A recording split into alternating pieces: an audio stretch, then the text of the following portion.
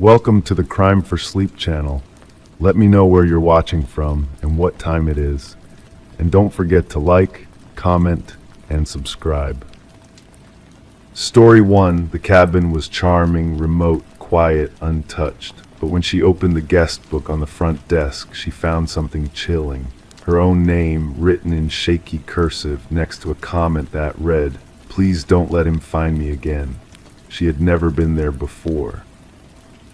I've always been drawn to small towns that rest just beyond the reach of civilization. Places where cell service fails and GPS coordinates become mere suggestions.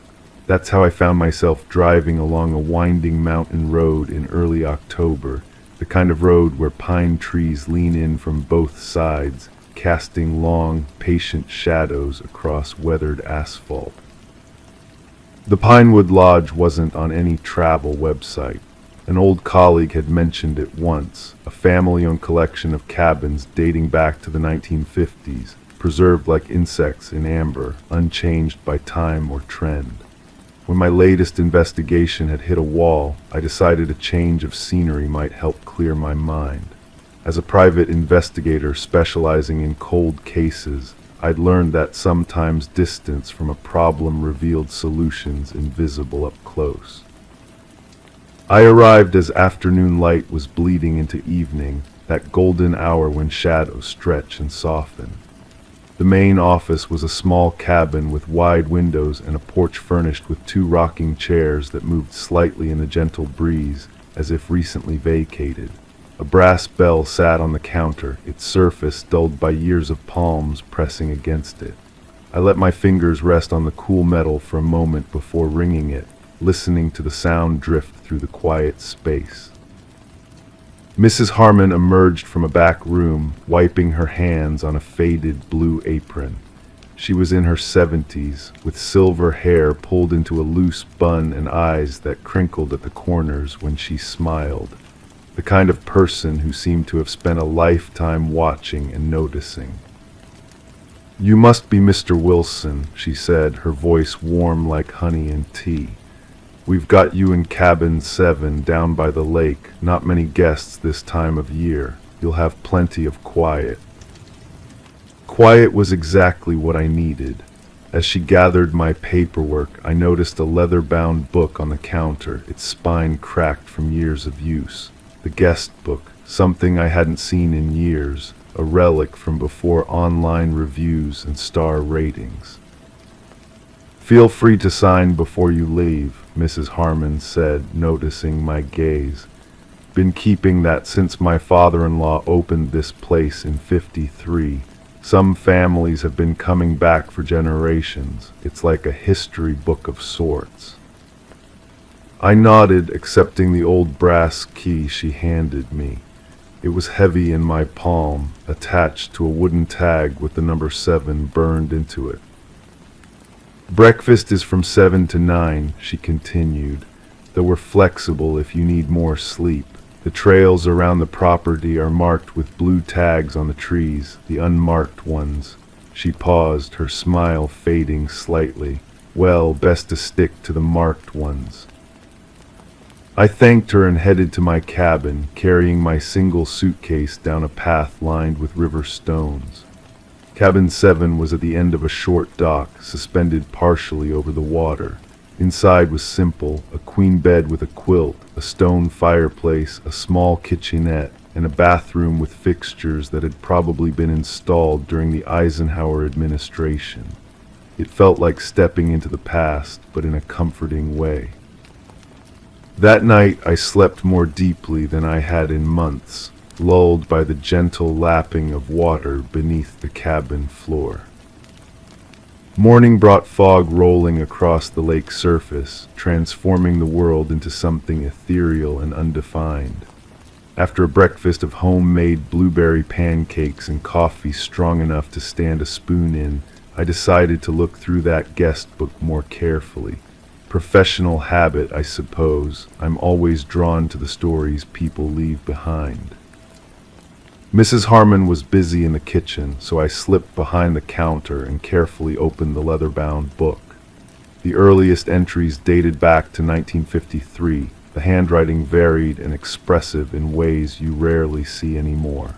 People wrote paragraphs then, not just their names and hometowns. They described fishing trips and honeymoons, family reunions and solitary retreats. I flipped forward through the decades, watching handwriting styles evolve, noting how entries became shorter as the years progressed. Then I reached the entries from last year and a name caught my eye, Elaine Curtis. It wasn't just that I recognized the name. It was that the handwriting matched the style of letters I'd found in a cold case file I'd been reviewing for the past 3 months. A case involving a woman who had disappeared from her apartment in Seattle 18 months ago. The handwriting was unmistakable, the same distinctive way of connecting the R and I in her first name, the same slight slant to the right. Beside her name was a cryptic comment, "Please don't let him find me again." I felt a chill run through me despite the warmth of the morning. According to the file, Elaine Curtis had never been found. Her apartment had been left intact, dinner half prepared on the stove, television still on, no signs of struggle. She had simply vanished, leaving behind confused friends, colleagues, and a boyfriend who had been investigated and cleared due to a solid alibi. Yet here was her name, written in a guest book at a remote mountain lodge, dated 6 months after her disappearance. I snapped a photo with my phone, then carefully turned the page, searching for any other entries that might offer context. There were none from the same date. The next entry was from a family who had stayed 2 weeks later. When Mrs. Harmon returned to the front desk, I casually asked about the woman who might have stayed in cabin 7 last April. "Oh, we don't often rent that one in early spring," she said, adjusting her glasses to look at me. "The lake makes it awfully damp that time of year. I believe it was empty until May." Yet there was Elaine's name, dated April 17th of the previous year. "Is there any chance someone might have stayed without an official reservation?" I asked, keeping my tone conversational. "Maybe a friend of the family or someone who knows the area." Something flickered across Mrs. Harmon's face, not quite suspicion, but a subtle closing off. "My husband handles most of the bookings. He's fishing this morning, but you can ask him at dinner if you're curious." I thanked her and retreated to my cabin, the photo of the guest book entry burning a hole in my phone. Back in my room, I pulled out the case file I'd brought with me, a habit I couldn't break, carrying work even on supposed breaks. Elaine Curtis, 34, financial analyst for a mid-sized firm in Seattle, reported missing by her boyfriend when she didn't return his calls for 2 days. No history of mental health issues, no financial problems, no apparent enemies. The photo included in the file showed a woman with chestnut hair cut in a practical bob, serious eyes, and a smile that seemed to be holding something back. Not the kind of person who disappeared without reason. I spread the contents of the file across the bed, interview transcripts, financial records, the preliminary police report. Then I called my contact at the Seattle PD. "Wilson, I'm off the clock and about to tee off," Detective Marquez answered. "This better be good." "Elaine Curtis," I said without preamble. "Did anyone check if she had connections to the Cascades, specifically a place called Pinewood Lodge?" That missing financial analyst, man, that case went cold fast. Boyfriend was in Portland at a conference with 50 witnesses, no forensic evidence in the apartment, bank accounts untouched. He paused and I could hear the rustle of wind through his phone. No mountain connections that I recall. Why?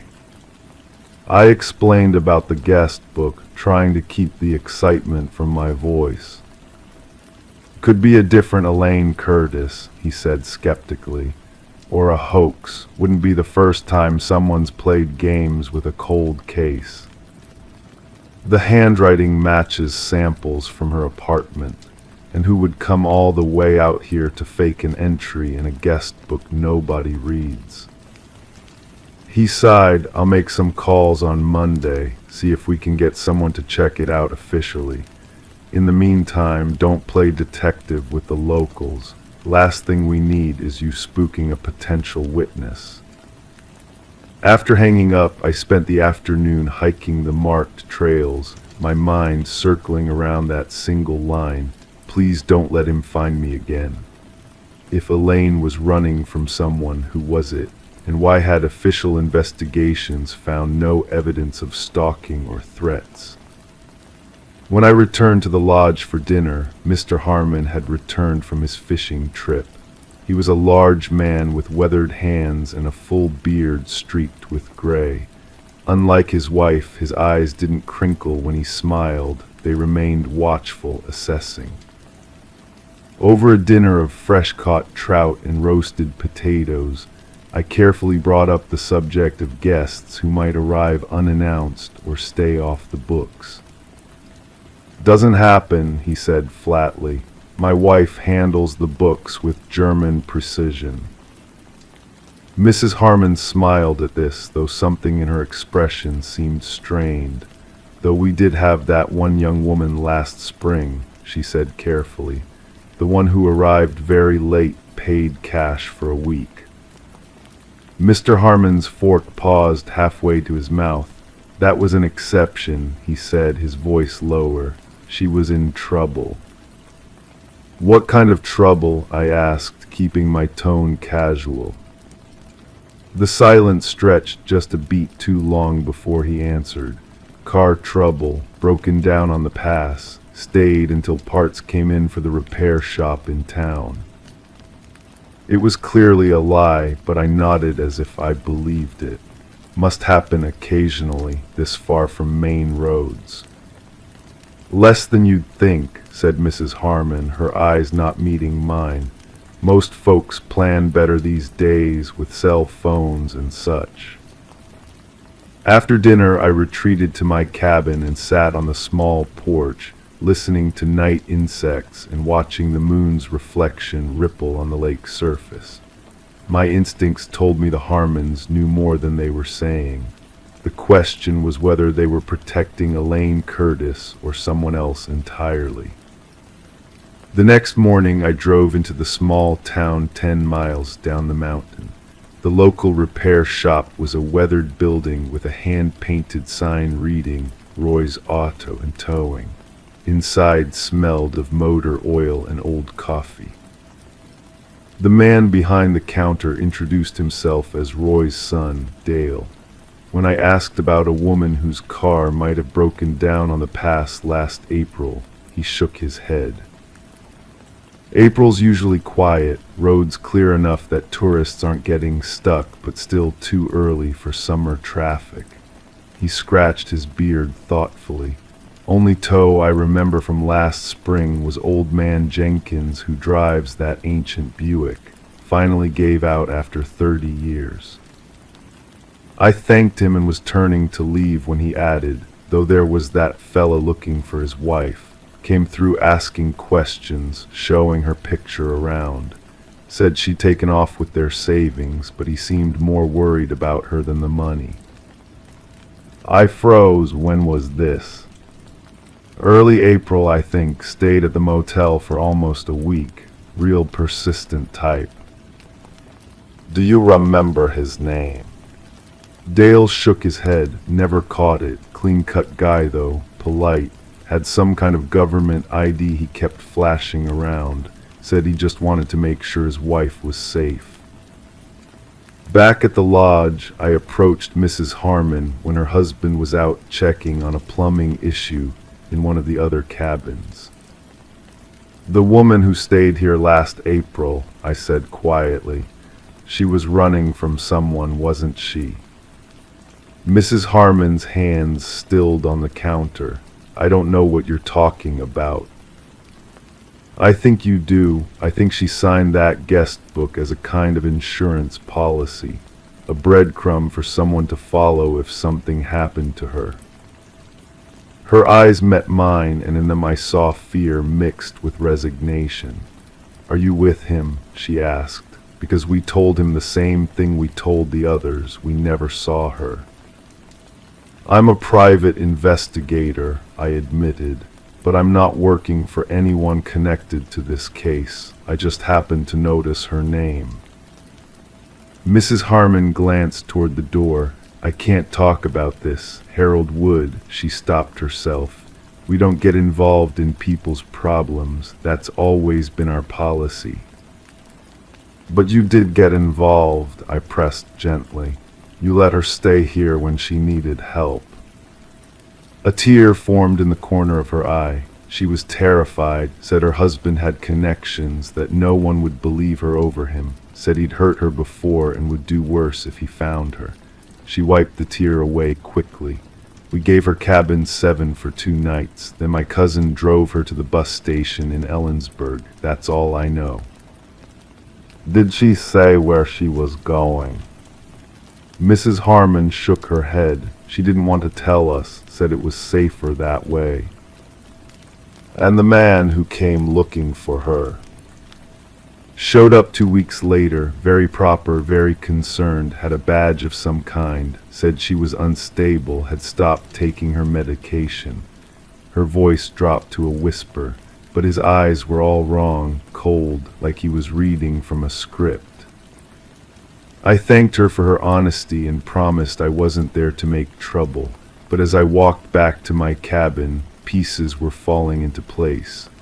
Elaine Curtis hadn't been taken from her apartment, she had fled, and the boyfriend with the perfect alibi wasn't the one she was running from.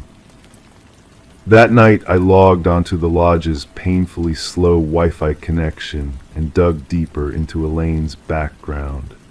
Before Seattle, she had worked for a financial consulting firm in Washington, D.C. that specialized in government contracts. And before that, she had been married to a Treasury Department official named Robert Keller. I found their wedding announcement from 8 years ago, but no record of a divorce. He still worked for Treasury, according to LinkedIn, in a division that specialized in tracking financial crimes.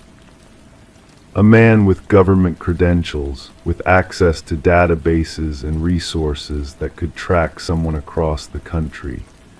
A man whose job was literally following money trails.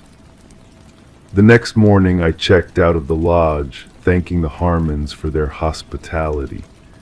As I was leaving, Mrs. Harmon pressed a small envelope into my hand. "She left this," she said quietly. "Said if anyone ever came asking about her specifically, and I trusted them, I should pass it along. I've been carrying it for a year, not knowing what to do with it." In my car, I carefully opened the envelope. Inside was a safety deposit box key and a slip of paper with an account number and the name of a bank in Portland. Nothing else. As I drove down the mountain away from the quiet lodge with its secrets, I couldn't help but wonder what Elaine Curtis had locked away, evidence against her husband, perhaps, or resources for a new life.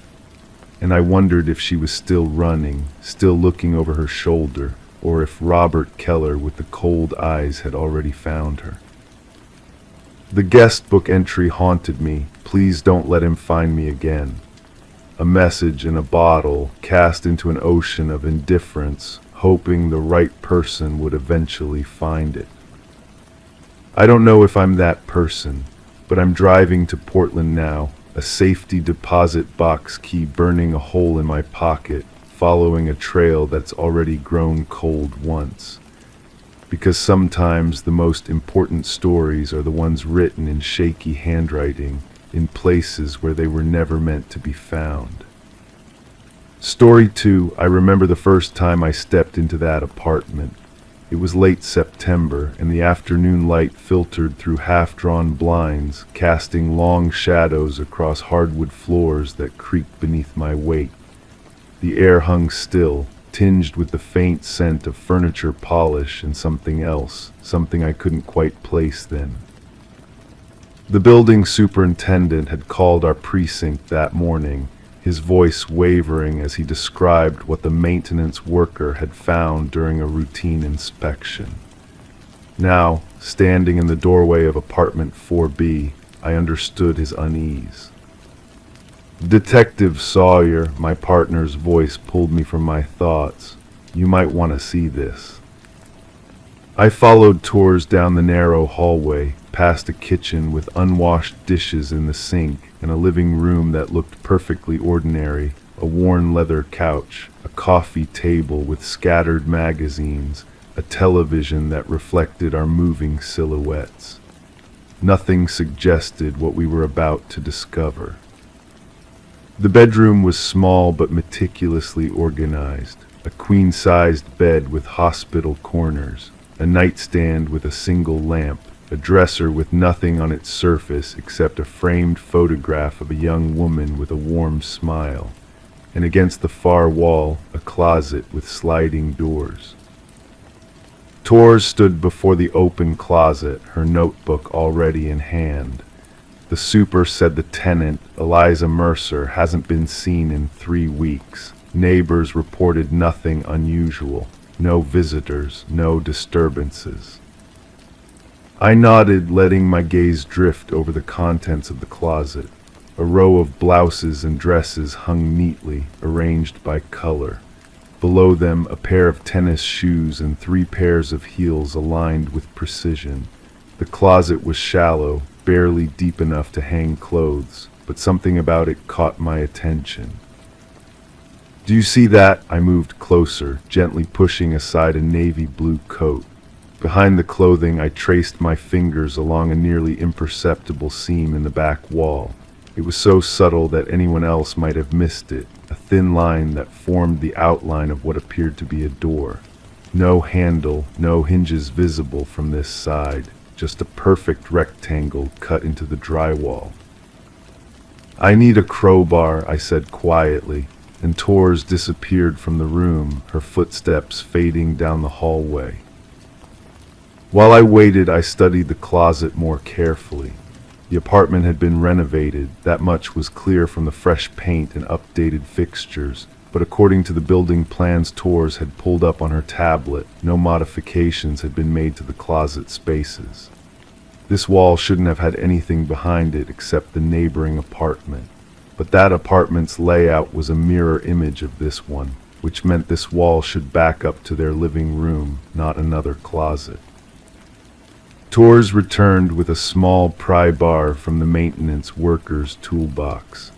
I worked it carefully into the seam where the hidden door met the wall, applying gentle pressure until I felt something give way. A soft click, and the panel shifted slightly inward. "Ready," I glanced at Tors, who had positioned herself beside me, one hand hovering near her service weapon. I pushed the panel and it swung inward without a sound, revealing darkness beyond.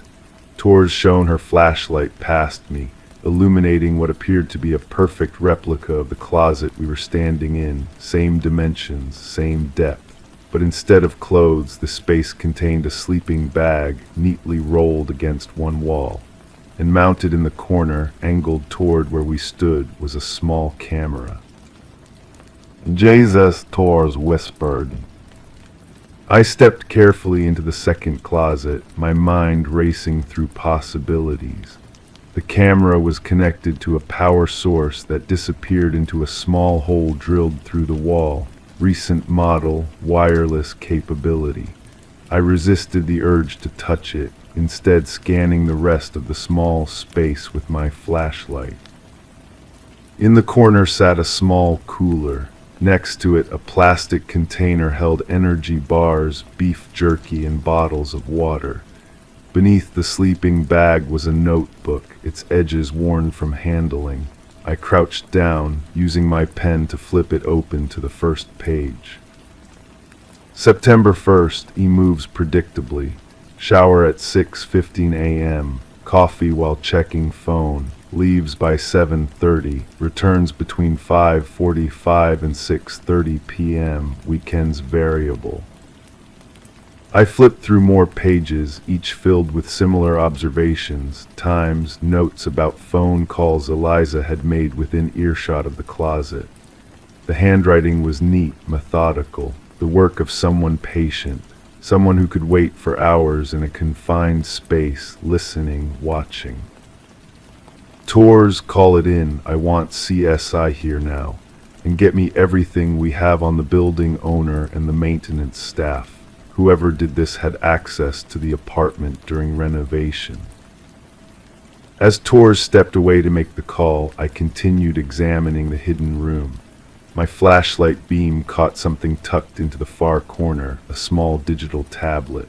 When I pressed the power button, the screen illuminated to reveal a gallery of photos, hundreds of them all of Eliza Mercer. Eliza sleeping, Eliza getting dressed, Eliza eating dinner alone.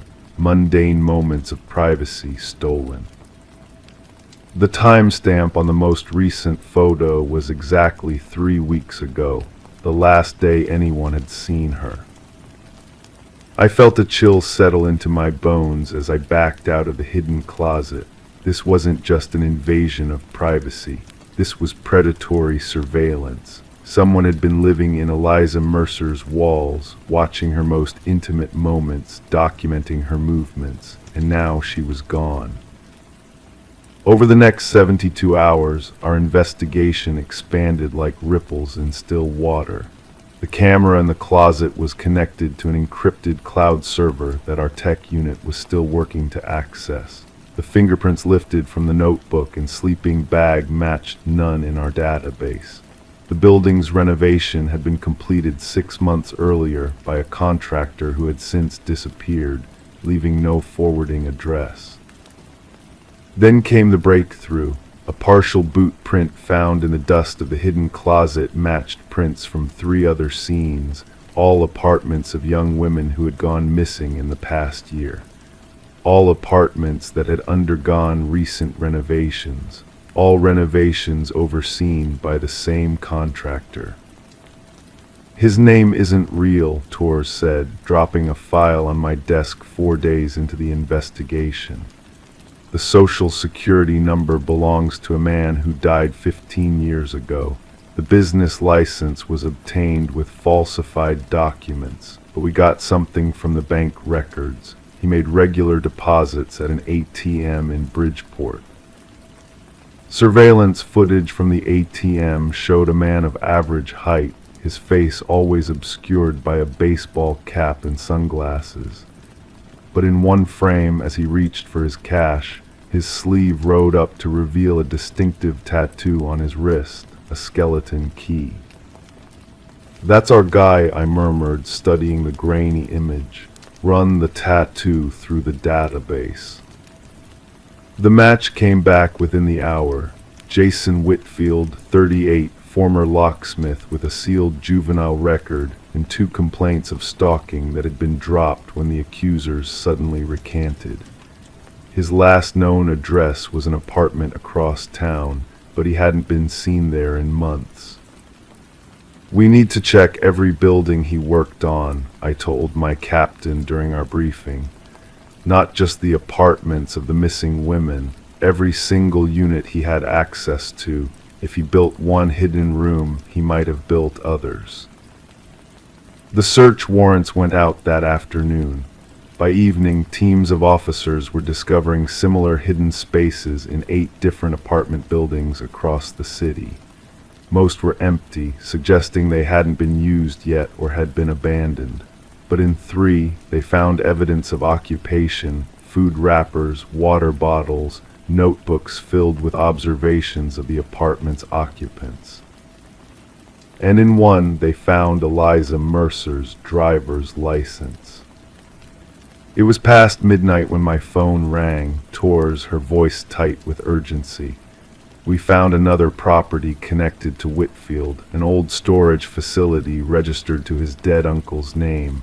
Local PD just breached it. Sawyer, they found rooms, actual rooms built inside the storage units. and they think at least 2 of them were recently occupied. I was already grabbing my keys. Anyone there? No, but they found personal items belonging to all 4 missing women, and maps, detailed layouts of apartment buildings all over the city, with units circled in red, some with check marks next to them. My hands felt cold on the steering wheel as I drove through the empty streets toward the storage facility. The implications were clear. Whitfield wasn't just watching these women, he was taking them, and the circled apartments on those maps suggested he wasn't finished. The facility was ablaze with police lights when I arrived. Evidence technicians moved in and out of a large corner unit, their faces grim. Inside, I found myself standing in what looked like a workshop. Power tools hung on pegboards. Sheets of drywall leaned against one wall, and at a drafting table in the center sat detailed architectural plans for apartment renovations, each with hidden spaces carefully designed to be invisible once completed. Beyond the workshop were 4 small rooms, each just big enough for a cot and a bucket. 3 were empty. In the 4th, a forensics officer was photographing a wall where someone had scratched a series of dates with what appeared to be a fingernail. The dates matched the disappearances, the officer said without looking up. He was keeping them here. But where were they now, and where was Whitfield? The answer came 2 days later, when a patrol officer spotted a van matching the description of Whitfield's vehicle parked outside an apartment complex in the south side of the city. The complex was undergoing renovations. According to the property manager, work had begun just 3 weeks earlier. We approached with caution, evacuating residents quietly while tactical teams took position. The unit under renovation was on the 4th floor, at the end of a long hallway. As we moved down the corridor, I could hear the rhythmic sound of hammering coming from inside. What happened next unfolded with a surreal clarity that I still replay in my mind during sleepless nights. The door splintering under the battering ram, the shouts of officers as they flooded the apartment, the look of utter surprise on Jason Whitfield's face as he turned from his work, the construction of another hidden closet, another observation post, another hunting blind. He surrendered without resistance, his eyes vacant as we placed him in handcuffs. But it wasn't until we processed the scene that the true horror of his operation became clear. In his van, we found plastic tubs containing the personal effects of each missing woman, jewelry, phones, ID cards, trophy collections. We also found receipts for concrete and industrial chemicals. It took cadaver dogs 2 days to locate the site, an abandoned quarry 20 miles outside the city limits.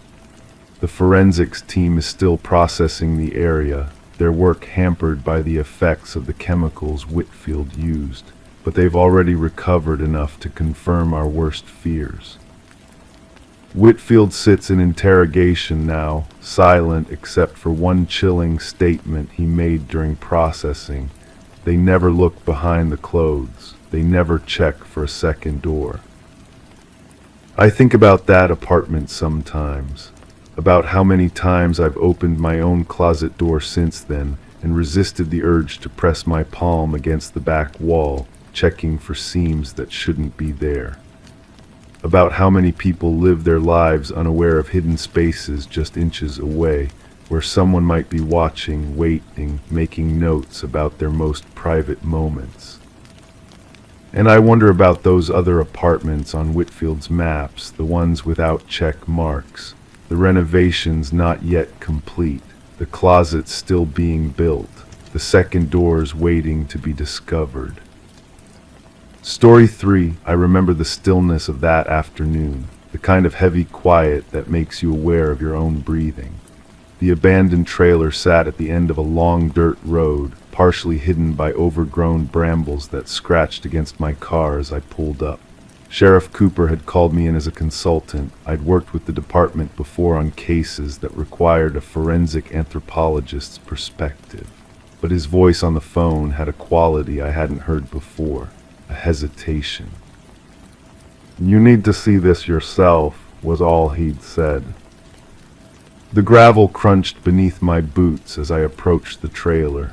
Its once white exterior had faded to a sickly gray, windows clouded with years of neglect. Deputy Martinez stood by the door, his usual confident posture replaced by something more guarded. He nodded silently as I approached, then stepped aside. "How long has it been abandoned?" I asked, pausing at the threshold. "Property records show no one's lived here for nearly 7 years," he replied. "Owner died without heirs. County's been trying to claim it for back taxes." The door creaked as I pushed it open. That first breath inside hit me with the mustiness of abandonment, dust, mildew, deteriorating fabric. Sunlight filtered through dirt-crusted windows, illuminating dancing dust particles in narrow beams. The living area was sparse, a worn couch with exposed springs, a coffee table on its side, outdated magazines spilled across warped floorboards. Everything was coated in a uniform layer of dust, undisturbed, forgotten. Everything except the path recently cleared through the center of the room. I followed the trail of footprints through to what had once been the kitchen. Cabinets hung open, some doors dangling by a single hinge. Countertops were empty save for a dead cockroach and scattered mouse droppings. And then there was the sound, so subtle I almost missed it amid the silence, a low, persistent hum. In the corner sat a chest freezer, roughly 4 feet long, white with visible rust spots along the bottom edge, but unmistakably operational. The electrical cord snaked across the floor, connected to the only working outlet in the room. Sheriff Cooper stood beside it, his weathered face unreadable. "Power company says electricity's been running to this place continuously. Bill gets paid automatically each month from an account that never runs out." "Who's paying it?" I asked. "That's what we're trying to figure out." He gestured toward the freezer. "Anonymous tip came in 3 days ago. Just said we should check the freezer in the abandoned Wilson property." The sheriff stepped back, giving me space. I pulled on latex gloves from my kit, aware of the sound of my own heartbeat in my ears. The freezer's seal had that particular suction quality of a well-maintained unit. As I lifted the lid, cold air billowed out in a ghostly cloud. Inside, arranged with meticulous precision, were plastic-wrapped bundles. Each was sealed carefully, labeled in neat black permanent marker: left foot, right lung, jaw, C3, C5 vertebrae. The handwriting was deliberate, almost elegant. I counted 27 packages in total. "No blood," I murmured, lifting one package carefully to examine it. "These are preserved professionally." The specimen in my hands was labeled right index finger through pinky. Through the clear plastic, I could see 4 fingers, seemingly intact, with clean cuts at the proximal ends. The flesh was pale but showed no decomposition or freezer burn. "Do we know whose remains these are?" I asked, my voice sounding distant to my own ears. "That's where it gets complicated," Sheriff Cooper said. He handed me a manila folder. Inside was a missing persons report from 12 years ago. A man named Daniel Mercer, age 38, last seen leaving his job at the county hospital. The photo showed a thin-faced man with tired eyes and a tentative smile. "Mercer was a surgical technician," Cooper continued. "Divorced, lived alone. Colleagues said he'd been acting strangely before he disappeared, more withdrawn than usual. They assumed he'd moved away without saying goodbye." I placed the packaged fingers back in the freezer with careful precision and examined another bundle labeled left temporal bone. The cut edges were clean, methodical. "These aren't amateur work," I said. "Whoever did this had medical training. The cuts are precise and the preservation is professional grade." I moved to another package, this one larger than the others. It contained what appeared to be a partial torso section. As I tilted it, something caught my eye, a small, dark object embedded in the tissue. "There's something here," I said, squinting through the plastic. "Looks like..." I paused, trying to make sense of what I was seeing. "It looks like a thumb drive." The sheriff and deputy exchanged glances. "We need to process this properly," I said. "Full chain of custody, controlled environment, and we need to see what's on that drive." Back at the county lab, under proper lighting and with appropriate equipment, I carefully unwrapped the section of preserved tissue. The thumb drive was sealed in its own small plastic pouch, inserted into an incision that had been sutured closed around it. Professional stitches, hospital grade. The IT specialist took the drive with gloved hands. We gathered around her computer screen as she scanned it for viruses, then opened the only file it contained, a text document. "If you're reading this, I've successfully become my own final project," the document began. "My name is Daniel Mercer, and by the time you find this, I will have transformed myself from a person into a puzzle." The room fell silent as we continued reading. Mercer described in clinical detail how he had diagnosed himself with a rare neurodegenerative disease, one that would slowly destroy his mind while leaving his body intact. Rather than suffer through the deterioration, he had devised what he called the perfect exit. "I've spent my career preparing others for the surgeon's knife," he wrote. "Now I prepare myself. Each piece of me will be preserved, labeled, stored. I become a specimen of my own creation. The electricity will keep running, the freezer will stay cold. Eventually, someone will wonder, someone will find me, and in finding these pieces, you have made me whole again." The document continued with detailed notes about the surgical procedures he had performed on himself, each one more improbable than the last. He described administering local anesthesia, using surgical tools from the hospital, preserving each removed part before continuing to the next. "The final pieces will be the most difficult," the note concluded, "but I've practiced, I've prepared. My hands will remain steady until the very end." Forensic analysis over the following weeks confirmed what seemed impossible. DNA from every specimen matched Daniel Mercer. Tool marks on the bones were consistent with the surgical implements found in a locked cabinet in the trailer's bedroom. A hidden camera system had recorded the entire process, recordings we found on a hard drive concealed in the wall. The recordings have been sealed by court order.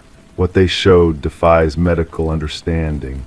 A man systematically dismembering himself over a period of weeks, preserving each piece, continuing despite what must have been excruciating pain.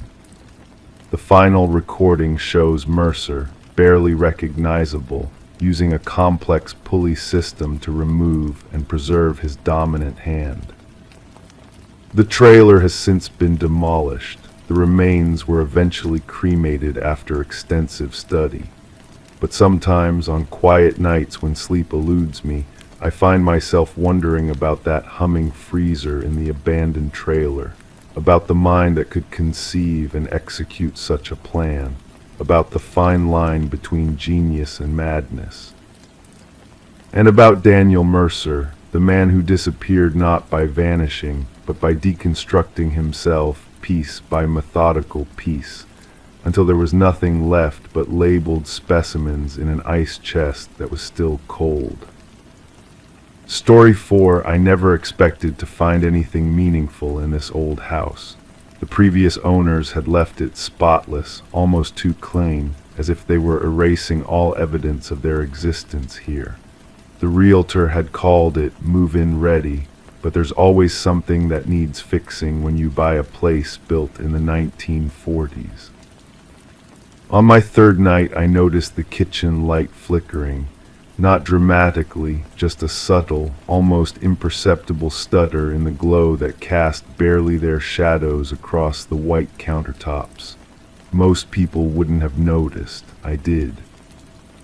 The fixture itself was original to the house, a simple glass dome with a brass rim that had developed a pleasant patina over the decades. Standing on a stepladder, I unscrewed the dome carefully, my fingers tracing the cool, curved glass. The bulb was warm to the touch. I twisted it counterclockwise, and as it came loose, something fluttered down, landing softly on the countertop below.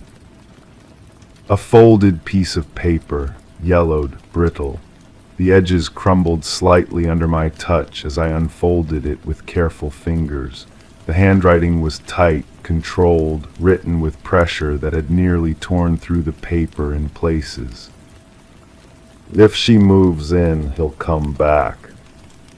I turned it over. On the reverse side, someone had scribbled my initials over and over again. ML, ML, ML, ML, not just once or twice, but dozens of times, the letters growing more frantic and messy toward the bottom of the page. My fingers went cold. I hadn't told anyone my middle name when I bought this house. Just Meredith Anderson, not Meredith Lynn Anderson. That was the beginning, the first thread I pulled that would unravel everything I thought I knew about 1421 Oakwood Lane. The county record's office smelled of dust and forgotten things. The clerk, a woman in her 60s with kind eyes behind thick glasses, looked up as I approached her desk. The fluorescent lights hummed overhead, casting everything in a clinical blue-white glow that made the skin on my arms look almost translucent. I need to know the history of 1421 Oakwood Lane, I said, my voice sounding steadier than I felt. All previous owners, especially from the 1970s. She nodded without asking why. Perhaps she was used to new homeowners wanting to know the story of their property, or perhaps my face betrayed more anxiety than I realized. We've digitized most records from 1980 forward, she said, her fingers moving slowly but confidently across her keyboard. But for the 70s, we'll need to check the archives. The archives turned out to be a room in the basement of the building, where metal shelving held hundreds of bound books and file boxes. The air was cooler here and still, so still that I could hear my own heartbeat in my ears as we walked between the narrow rows. Property records for Oakwood Lane, she muttered, running her finger along the spines of several large books before pulling one out. Here we go, 1401 through 1450. She placed it on a small table near a window that let in weak sunlight. The pages were thin and smelled of old paper and time. 1421, she said, finding the page. Interesting, this property changed hands quite frequently in the 70s. I leaned closer, my eyes following her finger as she traced the entries. Purchased by Robert and Diana Winters in 1968, sold to James Harmon in 1971, then to a Patricia Caldwell in 1973, back to James Harmon in 1975, then to the Pearson family in 1976, who owned it until 2001. Wait, I said, the name catching in my mind. James Harmon owned it twice. Appears so, she said. That's unusual but not unheard of. Sometimes people move away and then come back to the same property years later. Do you have any newspaper archives from that time period? She nodded slowly. We do. Is there something specific you're looking for? I hesitated. I'm not sure yet, but I'd like to see if there were any incidents at that address during those years. 2 hours later, I sat surrounded by microfiche printouts and photocopies of old newspaper articles. Most were mundane, community announcements, advertisements for local businesses, the everyday rhythm of a small town in the early 70s. But 3 articles stood out. The first, dated April 1973, local woman missing, Patricia Caldwell, 29, hasn't been seen in 2 weeks. The article described her as a quiet woman who had recently moved to town and purchased a home on Oakwood Lane. She worked as a librarian at the community college and lived alone. No signs of foul play, but her family was concerned as it was unlike her to leave without telling anyone. The second article, dated June 1973, Missing woman case goes cold. Police had found no leads. Patricia Caldwell's house was undisturbed. Her car was in the garage. Her purse was on the kitchen counter, but she was gone. The third article, dated February 1975, Missing woman's home sold to previous owner. A small announcement in the real estate section noting that the property at 1421 Oakwood Lane, previously owned by Patricia Caldwell, had been purchased by James Harmon, who had owned the property before her. My eyes lingered on a small photograph accompanying the third article. James Harmon standing proudly in front of the house, my house, with a sold sign in the yard. He was tall, with dark hair and a smile that didn't quite reach his eyes.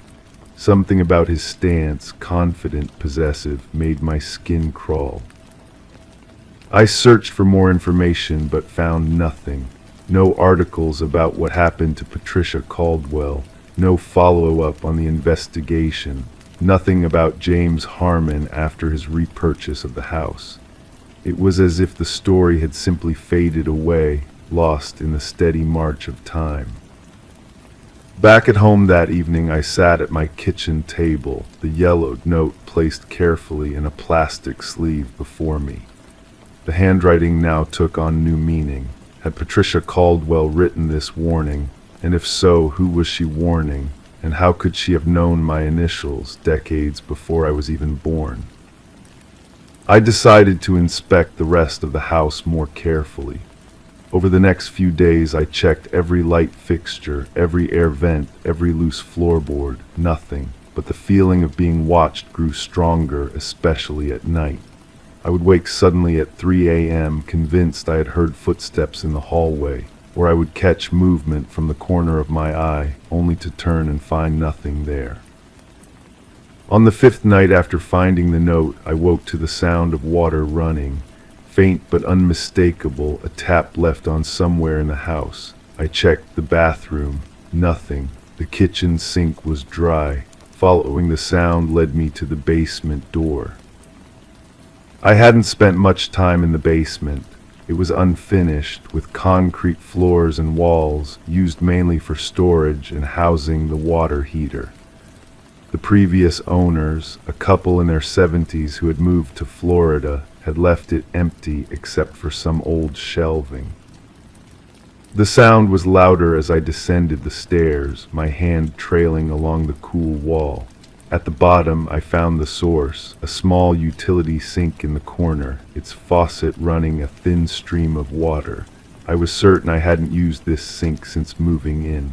I wasn't even sure if I'd noticed it before. As I reached to turn off the tap, my eyes fell on something scratched into the concrete wall beside it. Letters carved with what must have been desperate urgency. Nemel help. My initials again, and beneath them almost too faint to see. Well, he came back.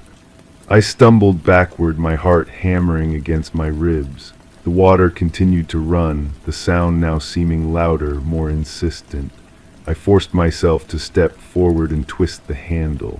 The water stopped, but the silence that followed was somehow worse, heavy and expectant. That night I stayed in a hotel. The next morning I called Detective Morgan at the local police department. I had met her briefly when I first found the note, though she had seemed skeptical then, suggesting it was probably just an old shopping list or reminder note that had fallen into the fixture years ago. This time she agreed to come look at the basement wall. These markings could be recent or decades old, she said, examining the scratches with a flashlight. Concrete doesn't give us much to work with in terms of dating. But the initials, I insisted. ML, that's me, Meredith Lynn, and they're on the note too. She looked at me with a mixture of sympathy and doubt. Ms. Anderson, I understand this is unsettling, but ML could be anyone's initials, and we have no evidence connecting this to Patricia Caldwell's disappearance almost 50 years ago. What about James Harmon? I asked. He owned the house before her, then bought it back after she disappeared. Doesn't that seem suspicious? Detective Morgan sighed. We looked into Mr. Harmon when you first came to us. He died in 1998, natural causes. Lived in Arizona for the last 20 years of his life. No criminal record. Did you search the property back then when Patricia disappeared? According to the old case files, yes, they found nothing suspicious, and the Pearsons lived here for 25 years after that with no incidents. I wanted to argue further, but I could see in her eyes that she thought I was overreacting. Perhaps I was. Perhaps the note was meaningless, the scratches in the basement made by children playing years ago. Perhaps the running water was just old pipes settling. But that night back in my house, I couldn't shake the feeling that something was wrong. I sat in the kitchen until dawn, staring at the light fixture where I had found the note. As the first rays of sunlight filtered through the window, I made a decision. I would find out what happened to Patricia Caldwell. The local library kept archives of the community college where Patricia had worked. The librarian there, a young man with earnest eyes, helped me locate faculty photographs from 1970 to 1973. In the staff section, I found her, Patricia Caldwell, Library Sciences. She had a gentle smile and eyes that seemed to look right through the camera. Dark hair cut in the fashion of the time, parted in the middle and falling just below her shoulders. Something about her face seemed familiar, though I knew we had never met. I was born 20 years after she disappeared. Next to her photograph was one of James Harmon. My breath caught in my throat. He was listed as an adjunct professor in the English department. They had worked at the same place. Had they known each other? The article hadn't mentioned any connection between them. I kept digging, spending days in archives and online databases. I found that Patricia Caldwell had purchased 1421 Oakwood Lane from James Harmon directly, no real estate agent involved. And when she disappeared, the house had remained empty for almost 2 years before Harmon bought it back in a court-ordered sale. Why would he sell his house to a colleague, only to buy it back after she vanished? As I drove home that evening, the setting sun cast long shadows across the road. The house looked different somehow as I pulled into the driveway, the windows like dark, watching eyes. I almost turned around, almost drove away, but something pulled me forward, a need to understand. Inside, the air felt heavy, charged with something I couldn't name. I went straight to the kitchen and stared at the light fixture, now containing a new bulb. What else was hidden in this house? What other secrets were buried in its walls? On an impulse, I pulled out the stepladder again and removed the glass dome. Nothing fell out this time, but as I shone my phone's flashlight into the ceiling space, I noticed something, a slight discoloration in the drywall, a rectangular shape about 6 inches long. Using a kitchen knife, I carefully pried at the edges. A small section of drywall came loose, revealing a space behind it, and in that space was a small, leather-bound book, a diary, Patricia Caldwell's diary. The last entry was dated April 3, 1973, the day before she was reported missing. He knows I found out about the others, says no one will believe me, says he'll make sure I disappear just like they did. I've hidden the evidence where he won't find it. If something happens to me, look beneath where light meets shadow in the basement. My hands trembled as I closed the diary. Light meets shadow in the basement. What did that mean? I didn't want to go down there again, not after what I'd found scratched into the wall. But I had to know, for Patricia, for myself. The basement seemed colder than before, the silence deeper. I stood at the bottom of the stairs, letting my eyes adjust to the dim light coming from the single bulb overhead, where light meets shadow. I studied the patterns on the floor, the way the light from above cast a circular pool of illumination that faded into darkness at the edges. There, where the circle of light from the bulb met the shadow cast by one of the support beams, a section of concrete that looked slightly different from the rest, newer perhaps. I knelt down, running my fingers over the surface. It was smooth, unlike the rough texture of the surrounding floor, a patch, a repair. I called Detective Morgan again that night. This time she brought a forensic team. They broke through the concrete patch and found what Patricia Caldwell had hidden almost 50 years ago, a metal box containing photographs, letters, and newspaper clippings about 3 other women who had gone missing between 1968 and 1972. All had connections to James Harmon, and beneath the box were human remains. DNA testing would later confirm it was Patricia Caldwell. In the following weeks, police would find evidence linking James Harmon to the disappearances of all 4 women.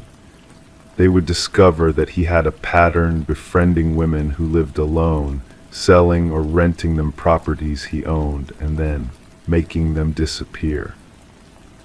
But one question remained unanswered, the note in the light fixture with my initials. It wasn't Patricia's handwriting. The forensic analyst confirmed that, so who had written it, and how had they known my initials decades before I was born? The detective suggested it was likely a coincidence. Perhaps the initials stood for something else entirely. Memory lapse or main light or any number of possibilities. The human mind seeks patterns, she said, sees connections even where none exist. I accepted her explanation because I had to, because the alternative was too unsettling to contemplate. I sold the house 6 months later. But sometimes in the quiet hours before dawn, I think about Patricia Caldwell's final days in that house. About her scratching a desperate plea for help on a basement wall. About the note hidden where it might someday be found. And I wonder, was it really a coincidence? Or is there something about time and tragedy that we don't understand? Some way in which the past reaches out to the future, seeking justice or simply bearing witness. I have no answers, only questions, and the memory of a yellowed note with my initials written over and over again, as if someone was trying desperately to remember who I was or who I would be. Story 5. I often think about room 14 at the Desert Palm Motel, not because of what happened there, but because it shouldn't have existed at all. The call came in on a Tuesday evening in late October, when the desert air had finally cooled enough to make breathing comfortable again. I remember the weight of my badge against my chest as I climbed out of my car, the gravel crunching softly beneath my boots. The neon sign of the Desert Palm Motel buzzed intermittently, casting an unnatural pink glow across the parking lot. Detective Harper, the motel manager, greeted me, his voice barely audible above the humming of the ice machine. He was a thin man with perpetually hunched shoulders, as if carrying an invisible burden. "I've kept everyone away from the area, just like you asked." I nodded, appreciating his cooperation. "Show me what you found, Mr. Delaney." He led me down a dimly lit hallway, the carpet worn thin from years of travelers passing through. The smell of old cigarette smoke clung to the wallpaper despite the no smoking signs posted every few feet. "The thing is," Delaney said, his voice dropping to a whisper, "we don't have a room 14, never have. This motel was built in '72 and the owner was superstitious, skipped from 13 straight to 15. I glanced at the numbered doors as we passed them. 11, 12, 13, and then 15. He was right. But the woman who called in the reservation specifically asked for room 14, he continued. I thought it was a mistake, told her we didn't have one. She insisted, said she'd stayed there before. We reached the end of the hallway where it terminated in a blank wall. The last door was labeled 13, its brass numbers slightly tarnished. Delaney pointed to what I had initially mistaken for a maintenance closet, a narrow door, unpainted, with no room number. I've worked here 7 years, he said, his fingers trembling slightly as he handed me a master key. Never noticed this door before yesterday. I took the key but tried the handle first. It turned easily. The hinges creaked softly as the door swung open, revealing a room that shouldn't have been there. It was fully furnished, a queen-sized bed with crisp white sheets, a nightstand with a lamp casting a warm glow, a small desk by the window. Everything was immaculate, untouched, as if waiting for a guest who never arrived. A key dangled from the inside lock, swaying slightly in the draft from the hallway. Did you enter the room when you found it? I asked, my eyes drawn to the small black object mounted in the corner near the ceiling. No, sir, just opened the door and called you right away. I nodded, slipping on latex gloves before stepping inside. The carpet was plush beneath my feet, newer than the hallway outside. The air smelled faintly of lavender, a hotel air freshener perhaps, but there was something else beneath it, something metallic. The camera in the corner was small, professional grade, aimed directly at the bed. A red light indicated it was recording.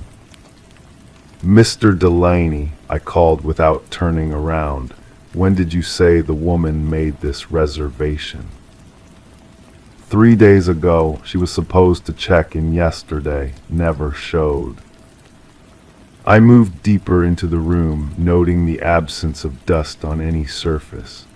On the desk sat a leather-bound notebook, closed, with a fountain pen placed precisely parallel to its edge. When I opened it, the pages were blank except for a single line on the first page. She will come back, they always do. The handwriting was elegant, deliberate, with heavy pressure on the downstrokes. In the bathroom, the towels were folded perfectly, the complementary toiletries arranged in a straight line. The shower curtain was pulled closed. Something compelled me to slide it open slowly, the metal rings scraping against the rod with a sound that sent chills down my spine. The bathtub was empty, gleaming white, except for a small drain cover that appeared newer than the tub itself. I knelt down, the knees of my slacks pressing against the cold tile floor. Using my pen light, I examined the drain more closely. The screws were recent, with no rust or limescale buildup. I removed a small multi-tool from my pocket and carefully unscrewed the cover. Inside the drain was a small USB drive, sealed in waterproof plastic. I pocketed the drive and continued my examination of the room. The closet contained 10 identical wooden hangers, evenly spaced. The wall behind them had been recently painted, a slightly different shade of beige than the rest of the room. I pressed my hand against it, feeling a slight give. "Mr. Delaney, could you bring me a knife?" He returned moments later with a box cutter. Carefully, I cut along the edge of the suspicious section of wall. The drywall had been expertly cut and replaced. Behind it was a small cavity containing a stack of driver's licenses, all women, all with similar features. Brown hair, early 30s, traveling alone. The dates on the licenses span the last 5 years. At the precinct, our tech specialist plugged in the USB drive. It contained video files, each labeled with dates corresponding to the driver's licenses. The footage showed the same room from the perspective of the camera in the corner. Different women entered, set down their bags, went about the routine of settling into a hotel room. And then in each video at precisely 2:17 a.m., the door would open silently. We tracked down the woman who had made the most recent reservation. She was alive, thankfully. Her car had broken down on the highway, preventing her from reaching the motel. When shown photos of the other women, she recognized none of them. "But I've never stayed at the Desert Palm before," she insisted. "I don't know why I specifically asked for room 14. The number just came to me." We've identified 6 of the 9 women from the licenses. 3 are still missing. The motel owner claims no knowledge of room 14, insisting the building plans show a solid wall where we found the door. But the most disturbing discovery came from the building inspector who examined the room. The area where room 14 exists appears to be roughly 4 feet narrower than it should be, based on the exterior dimensions of the building. "It's architecturally impossible," he told me, shaking his head. "That room simply doesn't have enough physical space to exist." Yet I stood in it. I felt the carpet beneath my feet. I touched the walls. Sometimes I drive by the Desert Palm at night.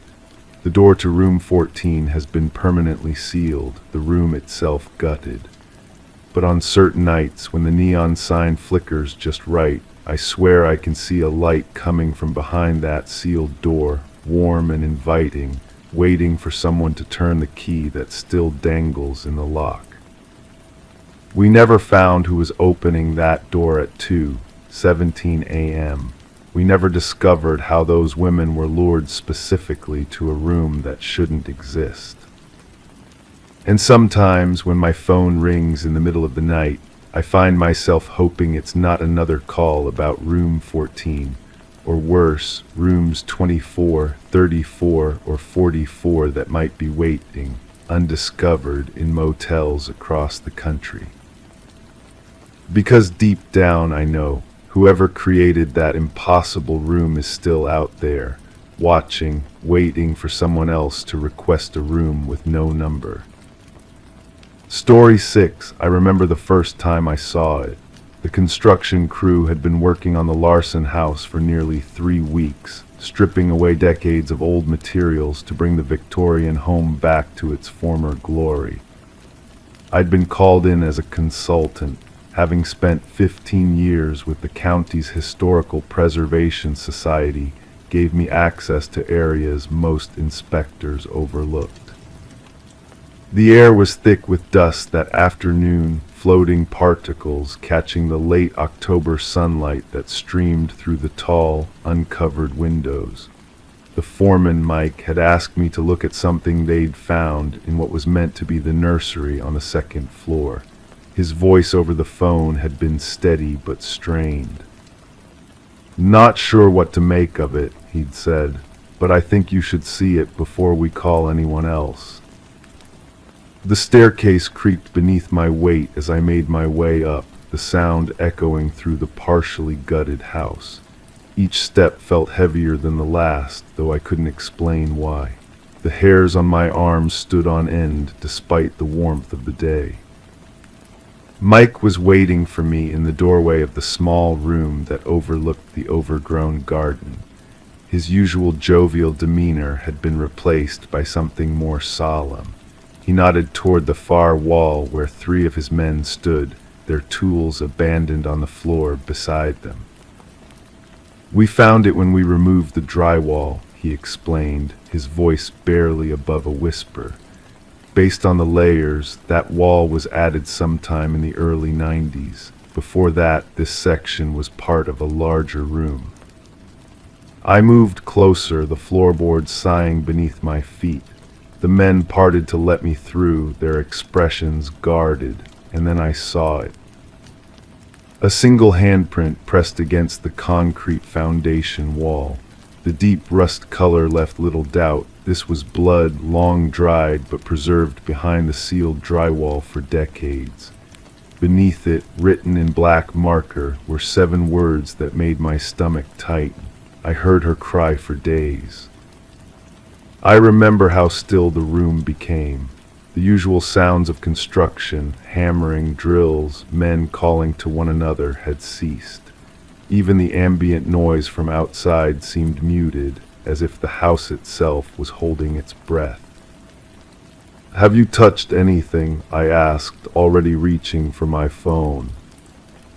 "No, ma'am," Mike replied. "Stopped work as soon as we saw it." Within an hour, the Larson renovation project had become a crime scene. Detective Thomas Lane arrived first, his weathered face betraying no emotion as he studied the handprint. I'd worked with Lane before on cases involving historical properties. He was methodical, patient, the kind of investigator who listened more than he spoke. The house was owned by the Carmichael family from 1985 to 2002, I told him as he took photographs of the wall. James and Alina Carmichael. They had 2 children when they moved in, daughters, if I remember correctly. Lane nodded, his camera clicking softly. Any records of renovations during that time? "I'd have to check the county archives, but this doesn't look like professional work." I gestured to the removed drywall.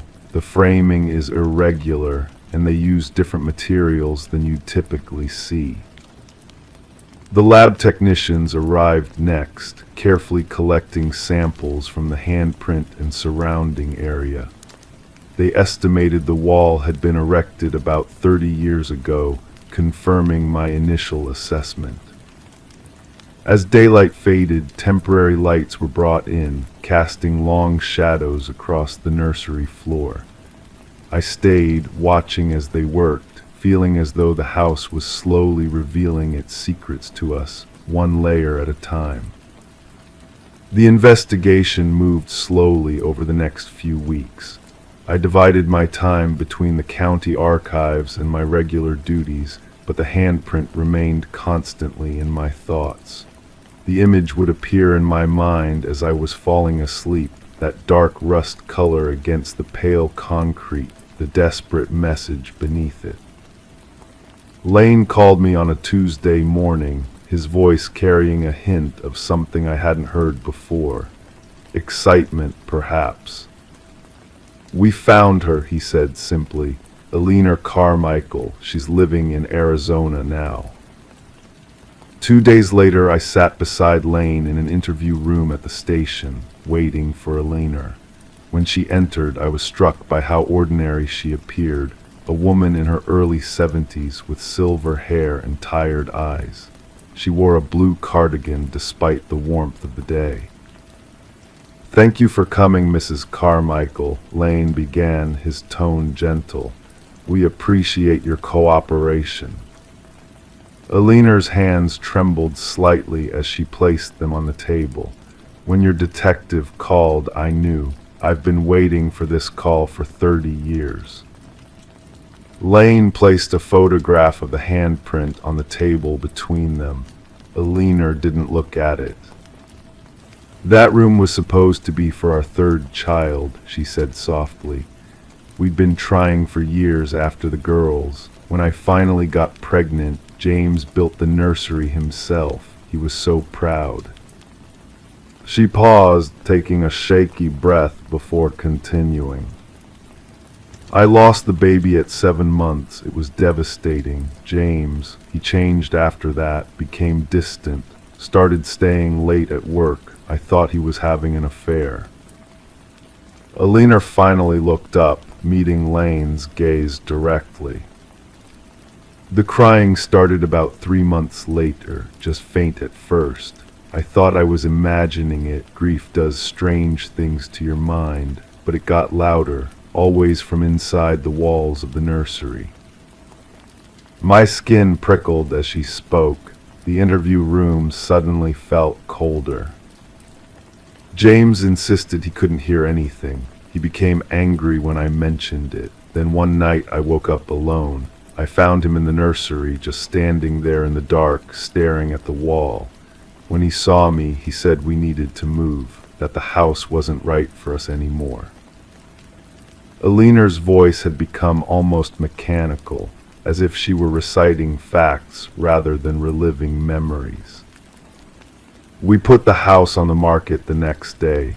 James refused to let anyone see the nursery, saying it wasn't finished. We moved out within a month. Lane leaned forward slightly. Mrs. Carmichael, do you know who might have made that handprint? A tear slipped down Alina's cheek. Before we met, James had been briefly married to a woman named Alexis. He told me she'd left him, run off with another man. But after we moved from the house, I found an old newspaper article. Alexis hadn't run away. She disappeared. They never found her body.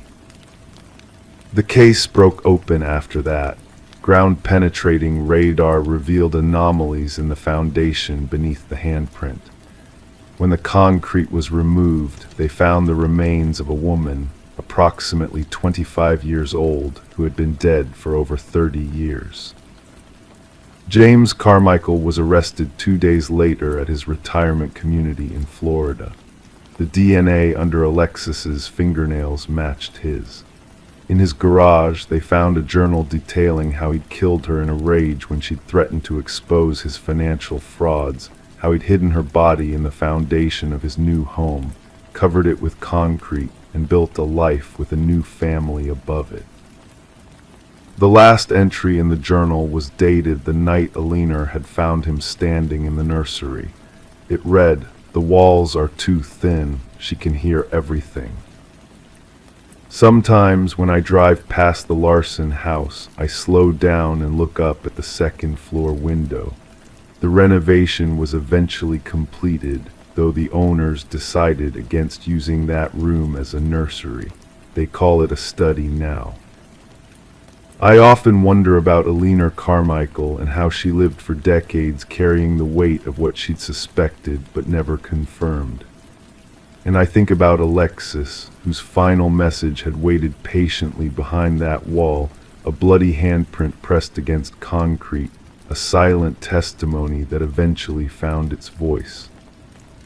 Some secrets I've learned refuse to stay buried.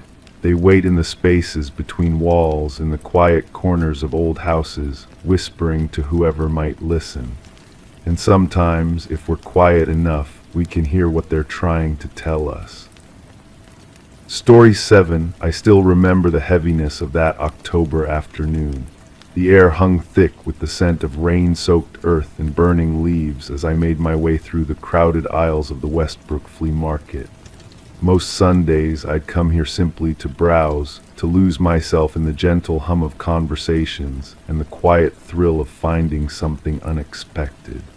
That particular Sunday, however, would change everything. It sat on a folding table in the far corner, partially hidden behind a collection of tarnished silverware and dusty picture frames.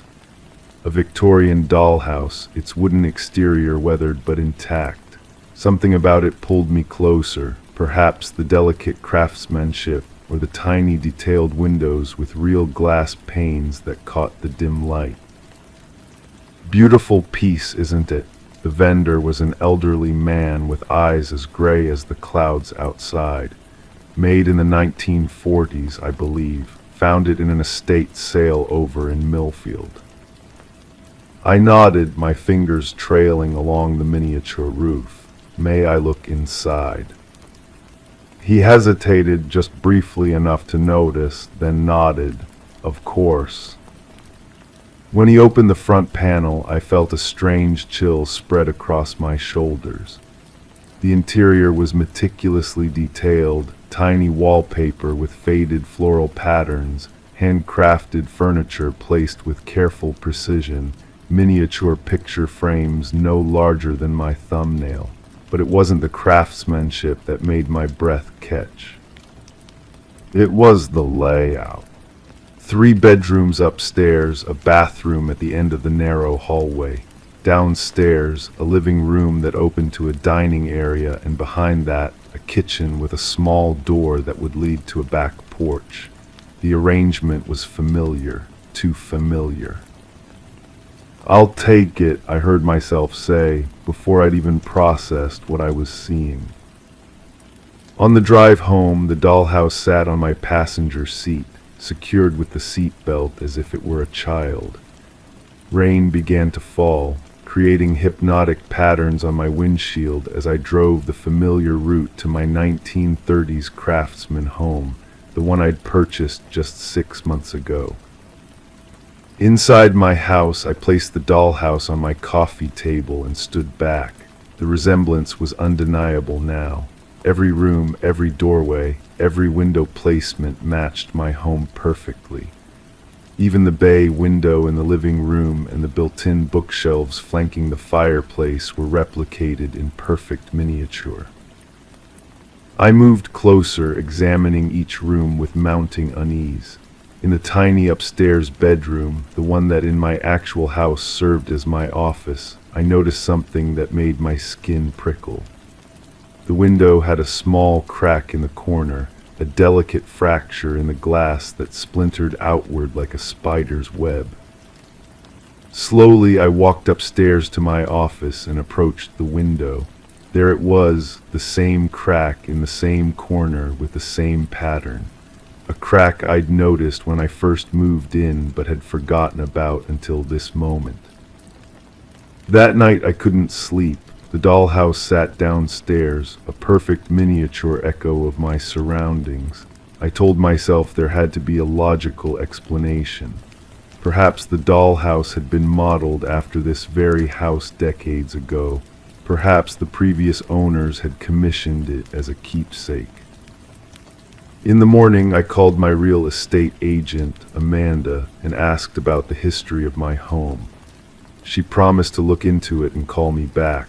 While waiting, I found myself drawn once again to the dollhouse, examining its rooms with both fascination and apprehension. It was then that I noticed something I'd missed before. In the miniature living room, behind the tiny sofa, was a small trapdoor built into the floor, a detail that didn't exist in my actual home. I ran my fingers over the real floorboards in that spot and felt nothing unusual. That afternoon, Amanda called back with information. My house had been built in 1934 for the Henderson family. They'd lived there for nearly 40 years until the disappearance of their daughter, Eliza, in 1972. After that, the house had changed hands multiple times. "Disappearance?" I asked, my mouth suddenly dry. "Yes," Amanda confirmed. She was 22, left home one evening and never returned. Quite the mystery back then, from what I understand. I thanked her and hung up, my gaze fixed on the dollhouse across the room. With careful fingers, I pried at the tiny trapdoor in the dollhouse floor. It lifted easily, revealing a miniature compartment beneath. Inside was a folded piece of paper no larger than a postage stamp. With tweezers from my kitchen drawer, I extracted it and unfolded it under the light. Written in microscopic but perfectly legible script was a name and date: Eliza Henderson, July 16, 1972. I sat motionless for several minutes, processing what I'd found. Then, moving with deliberate slowness, I went to the spot in my living room that corresponded to the trapdoor's location in the dollhouse. I knelt down and examined the floorboards. They looked like all the others, solid, worn, unremarkable. But as I ran my fingers along the edges of one board, I felt a slight give. Heart pounding in my chest, I used a kitchen knife to pry at the edge until the board lifted, revealing a narrow space beneath. Inside was a small, leather-bound journal. The cover was cracked with age, the pages yellowed and delicate. On the first page, written in elegant script, property of Eliza Henderson. Over the next several days, I read Eliza's journal in the quiet hours of early morning when the world outside remained dark and still. Her entries began ordinary enough: musings about her job at the local library, complaints about her overbearing mother, dreams of moving to Chicago someday. But as the entries progressed toward July 1972, they became increasingly disturbed. Eliza wrote about feeling watched in her own home, about items moving from where she'd left them, about hearing footsteps in the hallway at night when her parents were away. The final entry was dated July 16, 1972. I found a dollhouse in my room today. I don't know where it came from. Mother denies putting it there. It's a perfect replica of our house, down to the smallest detail. Even the books on my shelf are recreated in miniature. But there's something wrong with it. The tiny figures inside, they move when I'm not looking. I know how that sounds, but I've marked their positions and they change. The male figure was in the kitchen this morning. Now he's at the foot of the stairs looking up. I'm going to take the dollhouse away from this place tonight. I have to get it out of this house. That was the last thing Eliza Henderson ever wrote. I closed the journal and looked across the room at the dollhouse on my coffee table. For the first time, I noticed what I'd overlooked before: tiny figures placed throughout the rooms. A man at the foot of the stairs looking up, a woman in the kitchen, and in the upstairs bedroom that mirrored my own, a small female figure lying on the bed. With trembling hands, I approached the dollhouse and peered into the bedroom window. The figure was positioned exactly where I slept each night. That evening, I packed an overnight bag and checked into a hotel downtown. I needed distance, perspective. I needed to think about what to do with what I'd found. When I returned home the next day, I went straight to the living room, determined to take the dollhouse to the local historical society along with Eliza's journal. They needed to be examined, documented. Perhaps they might even provide clues about what happened to her. But the dollhouse was different now. The tiny figure that had been in my bedroom was now standing in the living room, precisely where I stood. And upstairs in my actual bedroom, I found something placed carefully on my pillow: a miniature journal, an exact replica of the one I'd found beneath the floorboards. I still live in the house. I've contacted the police about Eliza's journal, and they've reopened her case as a potential homicide investigation. They took the journal but left the dollhouse, seeing it as nothing more than an unsettling coincidence. But I know better. Each morning, the figures in the dollhouse have moved to new positions. Each evening I find some small object from the dollhouse placed somewhere in my actual home, a tiny teacup on my kitchen counter, a miniature book on my nightstand. Sometimes in the silence of night, I hear the faintest sound of tiny footsteps across wooden floors. And sometimes when I look into the dollhouse windows, I catch a glimpse of a small face looking back, a face that resembles the photograph of Eliza Henderson that now hangs on the wall of the local police station. I've tried to leave this house several times, but something always draws me back. I wonder sometimes if I'm becoming part of the dollhouse narrative, another figure moved by unseen hands, another mystery that will someday be discovered. And each night before I try to sleep, I check the dollhouse to see where my figure stands, wondering if its position might reveal what tomorrow holds, or if, like Eliza, I might someday disappear, leaving nothing behind but a journal and a perfect miniature of the life I once lived. Story 8. The carpeting in the hallway absorbed my footsteps like a whisper being drawn into wool. I moved slowly, deliberately, my voice recorder in one hand, camera in the other.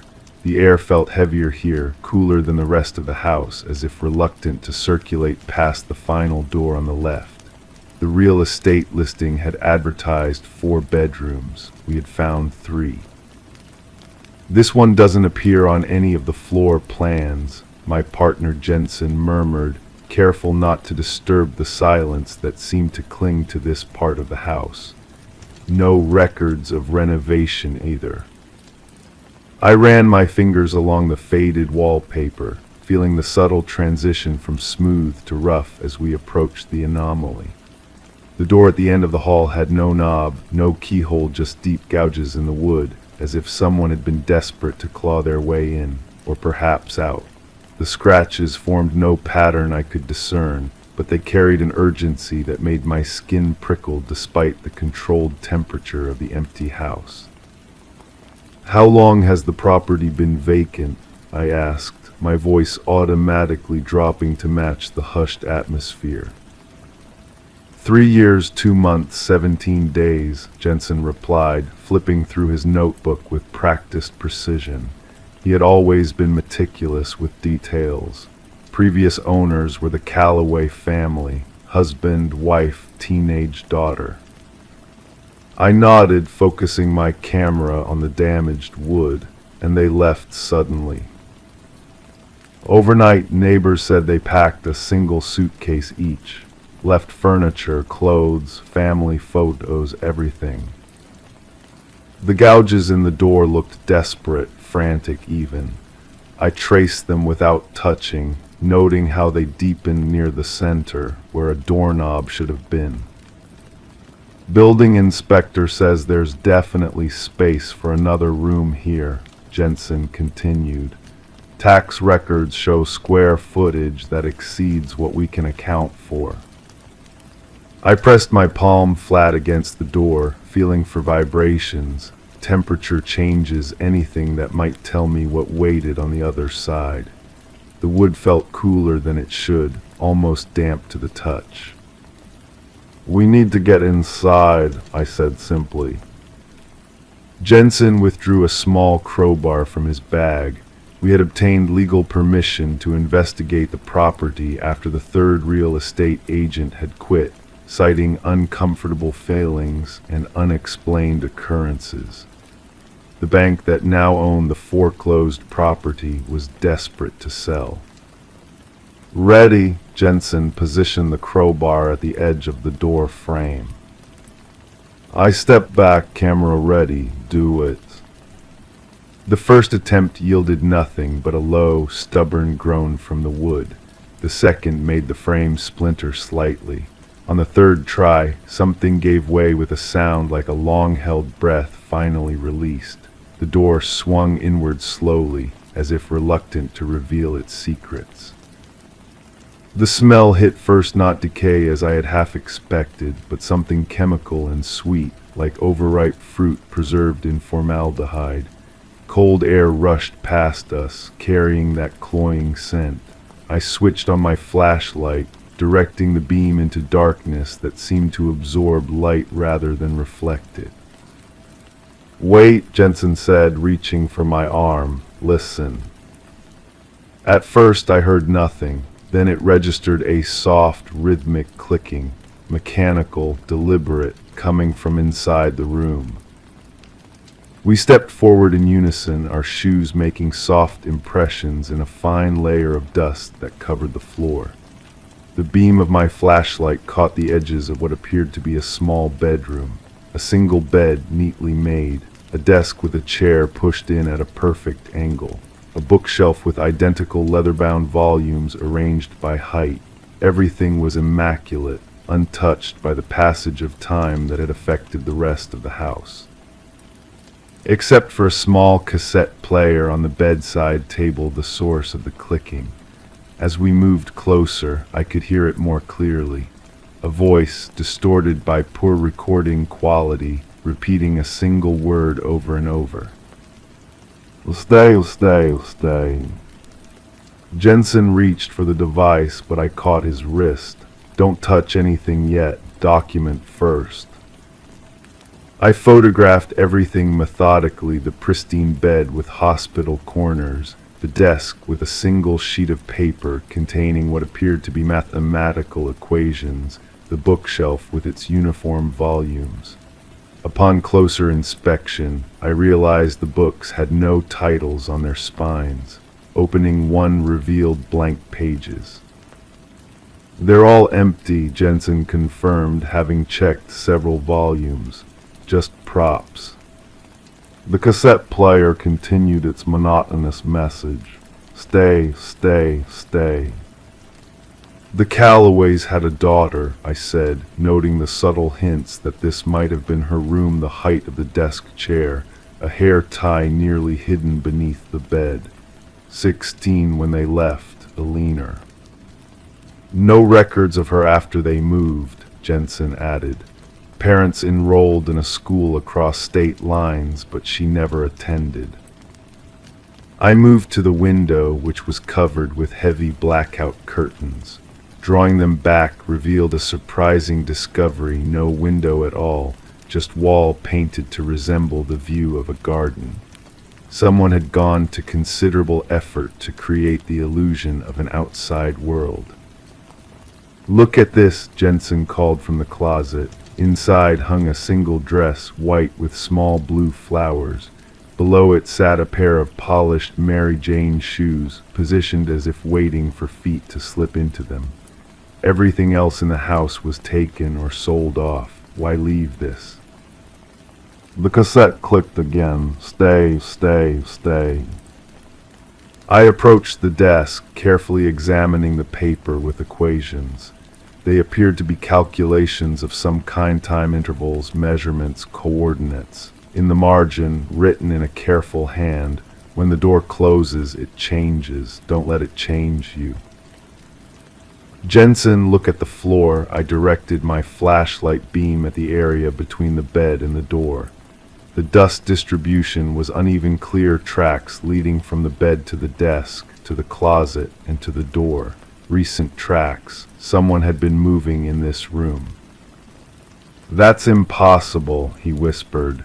"The door was sealed until we opened it." "Was it?" I asked, pointing my light at the inside of the door. There were no gouges here, no damage at all, just a perfectly functional doorknob and lock on the inside only.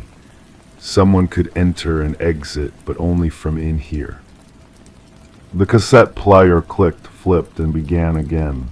"Stay, stay, stay." I moved to the bed and crouched down, examining the underside. There, taped to the frame, was a small notebook. I photographed it before carefully removing it. "Leaner's diary?" Jensen asked. "I think so." I opened it gingerly, finding pages filled with increasingly frantic handwriting. "Day 1 they locked me in, say it's for my own good. The medicine makes me sleepy." Day 7, the room changes when I sleep. Things move, the measurements don't add up anymore. Day 12, they're afraid of what I saw in the woods, what followed me home. Day 19, if you're reading this, don't stay after dark. It comes through the walls. The entries continued, becoming more disjointed, describing a presence that entered the room at night, something Alina had encountered in the woods behind their home 3 weeks before her confinement. Something that had followed her, attached itself to her, something her parents were trying to contain. The final entry, I said, turning to the last written page. It just says, "It's not me they should keep in here anymore. I've become the door." The cassette clicked. Stay, stay, stay. Jensen was examining the wall behind the painted window. "There's something here," he said, pressing against a section of wall that seemed to give slightly. "I think there's another space beyond this." A soft scraping sound came from above us. Both our flashlight beams shot upward to the ceiling, where fine dust was drifting down from a corner. "The room is 17 feet long," I said quietly, remembering the measurements we'd taken earlier. "But from the outside, there's only space for 15. "We need to leave," Jensen said, his usual calm professionalism cracking slightly. "We document from outside, get a structural engineer to assess." The cassette player stopped abruptly. The silence that followed felt heavy, expectant. Then, instead of the repeated "stay," a different voice emerged from the machine, younger, female, exhausted. "It's too late. You opened the door. Now you're part of the room." A sudden draft extinguished our flashlights simultaneously. The door behind us slammed shut with violent force. In the perfect darkness, I felt something brush against my cheek, cool, dry, like paper being drawn across skin. "Jensen," I called out, reaching blindly in the direction he had been standing.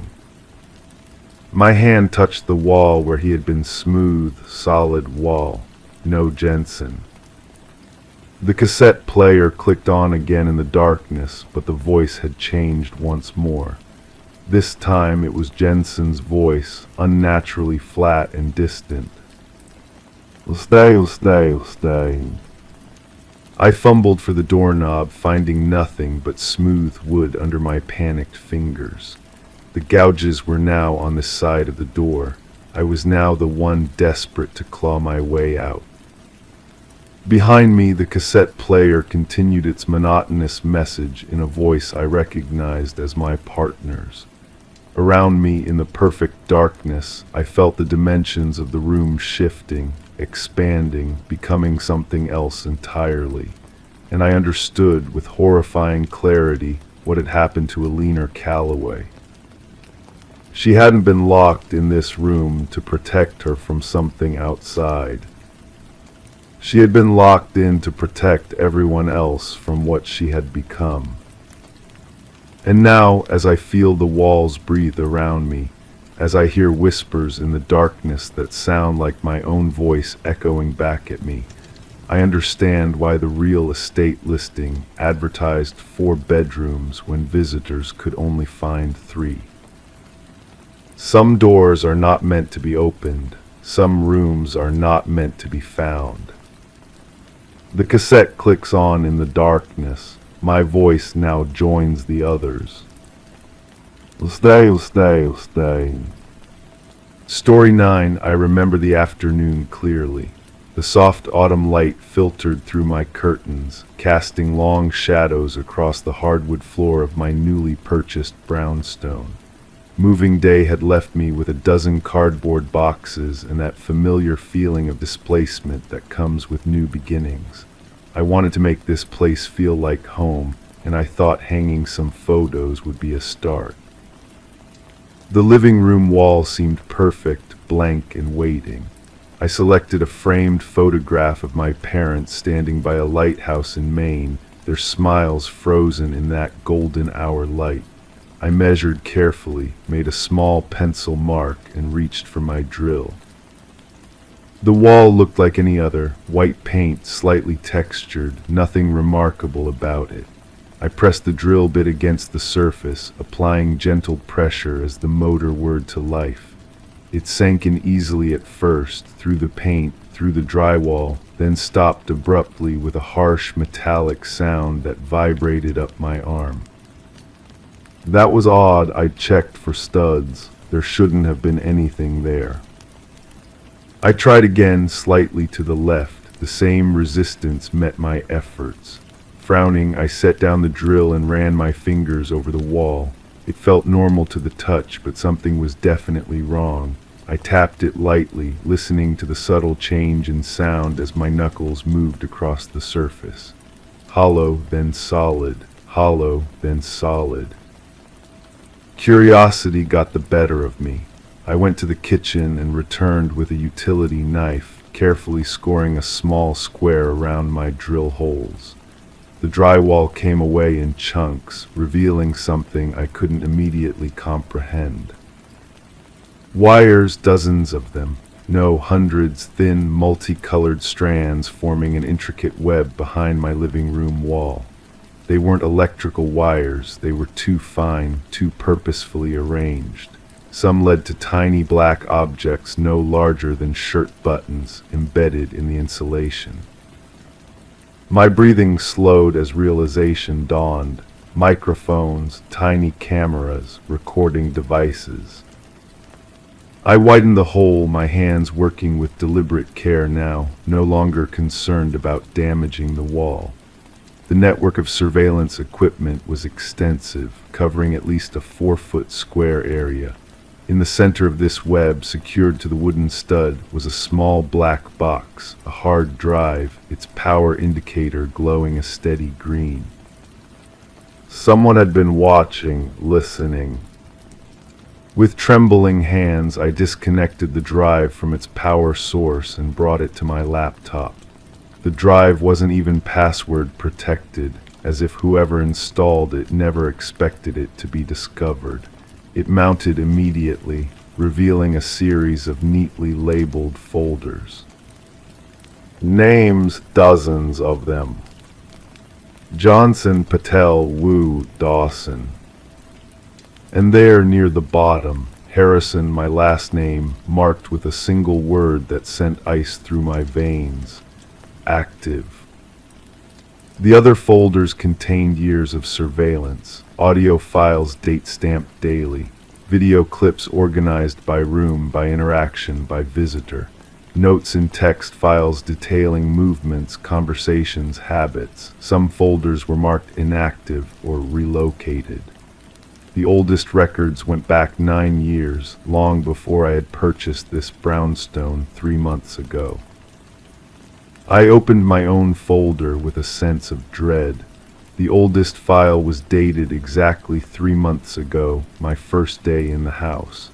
The most recent was from this morning, just hours before I decided to hang that photograph. There was my voice speaking on the phone with my sister about our weekend plans. There I was making coffee in the kitchen, humming that song I couldn't get out of my head. There was the shower running, the sound of pages turning as I read in bed. Every private moment, every conversation, every sound. I sat back, the enormity of the invasion washing over me in waves. Who would do this, and why? The previous owner was a quiet older woman who had lived here for decades before moving to Florida. The realtor had mentioned nothing unusual about the property. I scrolled through the other folders, searching for patterns, for anything that might explain the purpose behind this elaborate surveillance system. The subjects appeared unrelated, different ages, professions, family structures. The only commonality was the address, this house. In one folder labeled Dawson, inactive, I found a video file different from the others. It showed a man, presumably Dawson, discovering one of the cameras. The footage abruptly ended. His folder contained nothing after that date. My pulse quickened. What happened to Dawson after he found the camera? The sound of a car door closing outside startled me back to the present. I moved to the window, carefully peering through the curtains. A postal service truck was parked across the street, the mail carrier methodically filling mailboxes. Nothing suspicious, yet I couldn't shake the feeling of being watched, even now. I returned to the hole in the wall, examining the equipment more carefully. This wasn't amateur work. The installation was professional, meticulous, the wires bundled and secured with precision, the devices positioned for optimal coverage. Whoever had done this knew exactly what they were doing. A thought struck me. If there were devices in this wall, what about the others? The bedroom, the bathroom, how extensive was this network? I spent the rest of the day in a careful, methodical search of my home. I found more, much more. Every room contained at least one microphone. The main living areas had hidden cameras built into light fixtures, smoke detectors, even the thermostat, all feeding back to additional hard drives concealed within the walls. Night fell as I sat cross-legged on my living room floor, surrounded by disconnected surveillance equipment and several external hard drives full of data. I had decisions to make. The police, certainly, but what would I tell them? That my house had been bugged by an unknown entity for nearly a decade, that previous residents had been watched, recorded, studied, that I might be in danger. Would they even believe me? I was organizing the drives when I noticed something I had overlooked, a small notation in the file system, a network address. The drives weren't just storing data, they were transmitting it. Somewhere, someone was receiving these recordings in real time. And they would know that the transmission had stopped. My phone rang, the sound sharp and jarring in the quiet room. An unknown number. I let it go to voicemail, heart racing. A text message followed immediately. We see you've been doing some redecorating, Ms. Harrison. Perhaps we should talk about your wall. I stared at the message, my mind racing through options. Whoever they were, they knew I had discovered their equipment. They were reaching out instead of simply disappearing, which meant they either weren't worried about being identified or they had some leverage I didn't yet understand. The phone rang again, same number. This time I answered. Who is this? My voice remained steadier than I expected. Someone with an interest in your property, the voice replied. Male, measured, neither young nor old. More specifically, in what happens within its walls. You've been spying on me, on everyone who's lived here. Monitoring would be a more accurate term, he corrected, as if we were discussing something as mundane as a utility reading. And now we have a situation that requires resolution. The resolution is simple, I said. I'm calling the police. A soft chuckle came through the line. Before you do, you might want to open the folder marked Insurance on the main drive, the one you haven't examined yet. I hesitated, then navigated to the drive. There it was, a folder I had overlooked. Inside was a single video file. I clicked play. The footage showed me entering my house late one night 2 weeks ago. I remembered that evening I had been working late at the office, stressed about a deadline. The camera captured me pouring a large glass of wine, then another, then a third, then the call I made, slurring slightly. I couldn't hear the audio, but I remembered the conversation, an angry, intoxicated rant to my ex about the custody arrangement for our daughter. Things I had said in what I thought was the privacy of my own home. things that could damage my ongoing custody case if they were made public. That's just one example, the voice said, clearly aware that I was watching. We have similar insurance for all our subjects. People say and do many interesting things when they believe no one is watching. The implication was clear. They had leverage on everyone. "What do you want?" I asked, closing the video. "For now, simply for you to repair the wall and reconnect our equipment." "And if I refuse?" "Then certain recordings might find their way to interested parties. In your case, perhaps to the family court judge overseeing your custody arrangement." Blackmail classic and effective. "I need time to think," I said finally. "You have until tomorrow morning. We'll be in touch." The line went dead. I sat in the dim light of my living room, surrounded by the disassembled surveillance system that had captured every private moment of my life for the past 3 months and the lives of countless others before me. The wall was open, exposing the truth that had been hidden behind layers of drywall and paint. Sometimes it's not what we find in the walls that haunts us. It's the realization that some walls are never truly our own. I looked at my phone, then at the hard drives, evidence of a crime, certainly, but also evidence that could be used against me, against all of us who had lived here. Tomorrow would come with decisions, hard ones. For tonight, I sat vigil in my compromised home, wondering how many other walls in how many other houses concealed similar secrets. Wondering who was watching, always watching from the other side. Story 10. She wiped the steam off the mirror, gazing at her reflection. Yet something felt amiss. Her features appeared normal, her attire unchanged. But the longer she peered, a sense of unease crept in. A fleeting movement caught in the corner of her eye. A subtle shift not of her own doing. When she turned away, her reflection remained motionless, observing.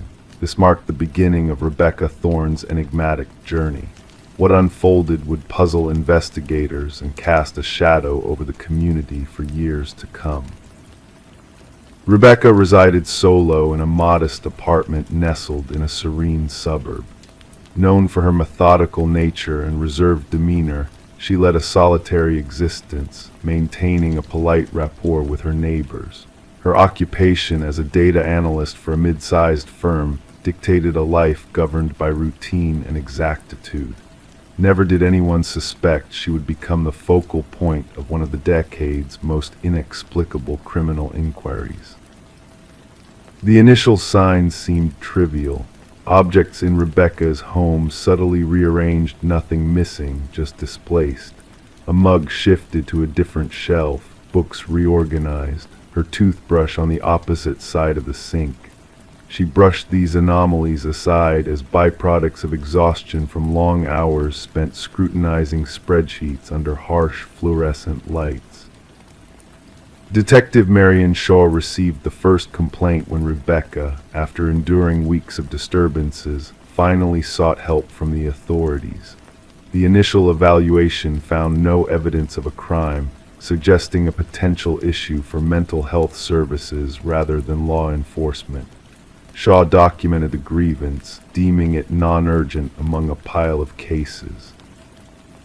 There was no concrete evidence, Shaw later recounted. No signs of forced entry, no missing belongings, just a woman sensing something amiss in her own abode. However, the incident with the bathroom mirror altered everything. During her subsequent interaction with the police, Rebecca recounted in vivid detail how her reflection seemed to move independently, creating an eerie sensation of being under surveillance, even in solitude. This time she presented proof. Footage from a security camera she had installed, aimed at her front door. The recording unveiled a sight that sent shivers down the spines of even the most seasoned officers. The grainy video captured Rebecca leaving for work in the morning, followed by an identical figure using a key to enter her apartment 20 minutes later. Forensic experts scrutinized the footage for signs of tampering or digital manipulation, finding none. The intruder moved like Rebecca, dressed like her, even carried the same distinctive leather bag. However, timestamps from her workplace security system indicated that Rebecca had already swiped into her office building miles away. "We are facing a doppelganger scenario," Detective Shaw informed her superior. "Someone who has meticulously studied Ms. Thorne and can replicate her with chilling accuracy." The investigation intensified. Fingerprints found throughout the apartment matched solely with Rebecca's, devoid of any foreign DNA. Neighbors reported nothing out of the ordinary, just Rebecca's usual comings and goings. One neighbor, Mrs. Keller, recalled greeting Rebecca upon her return home one evening, receiving no response, a deviation from her typical behavior but not alarming. Rebecca commenced documenting the disturbances in a journal. Minor alterations in her living space escalated. Food vanished from her fridge, unremembered meals consumed. Her computer displayed searches she hadn't initiated. Most unsettling were the photographs on her phone selfies resembling her, yet taken without her recollection, her expression in some subtly askew, the smile too wide, the eyes too intense. "I feel as though I'm losing my mind," she divulged to Detective Shaw during their third meeting. "Or perhaps someone is orchestrating this facade to make me believe so." The breakthrough arrived when a pattern emerged in the security footage. The doppelganger only intruded when Rebecca departed for specific engagements, therapy sessions, yoga classes, Sunday morning grocery runs, predetermined activities with predictable durations. "Someone is intimately familiar with your routine," Shaw clarified. "This is not random, it's a targeted form of surveillance and infiltration."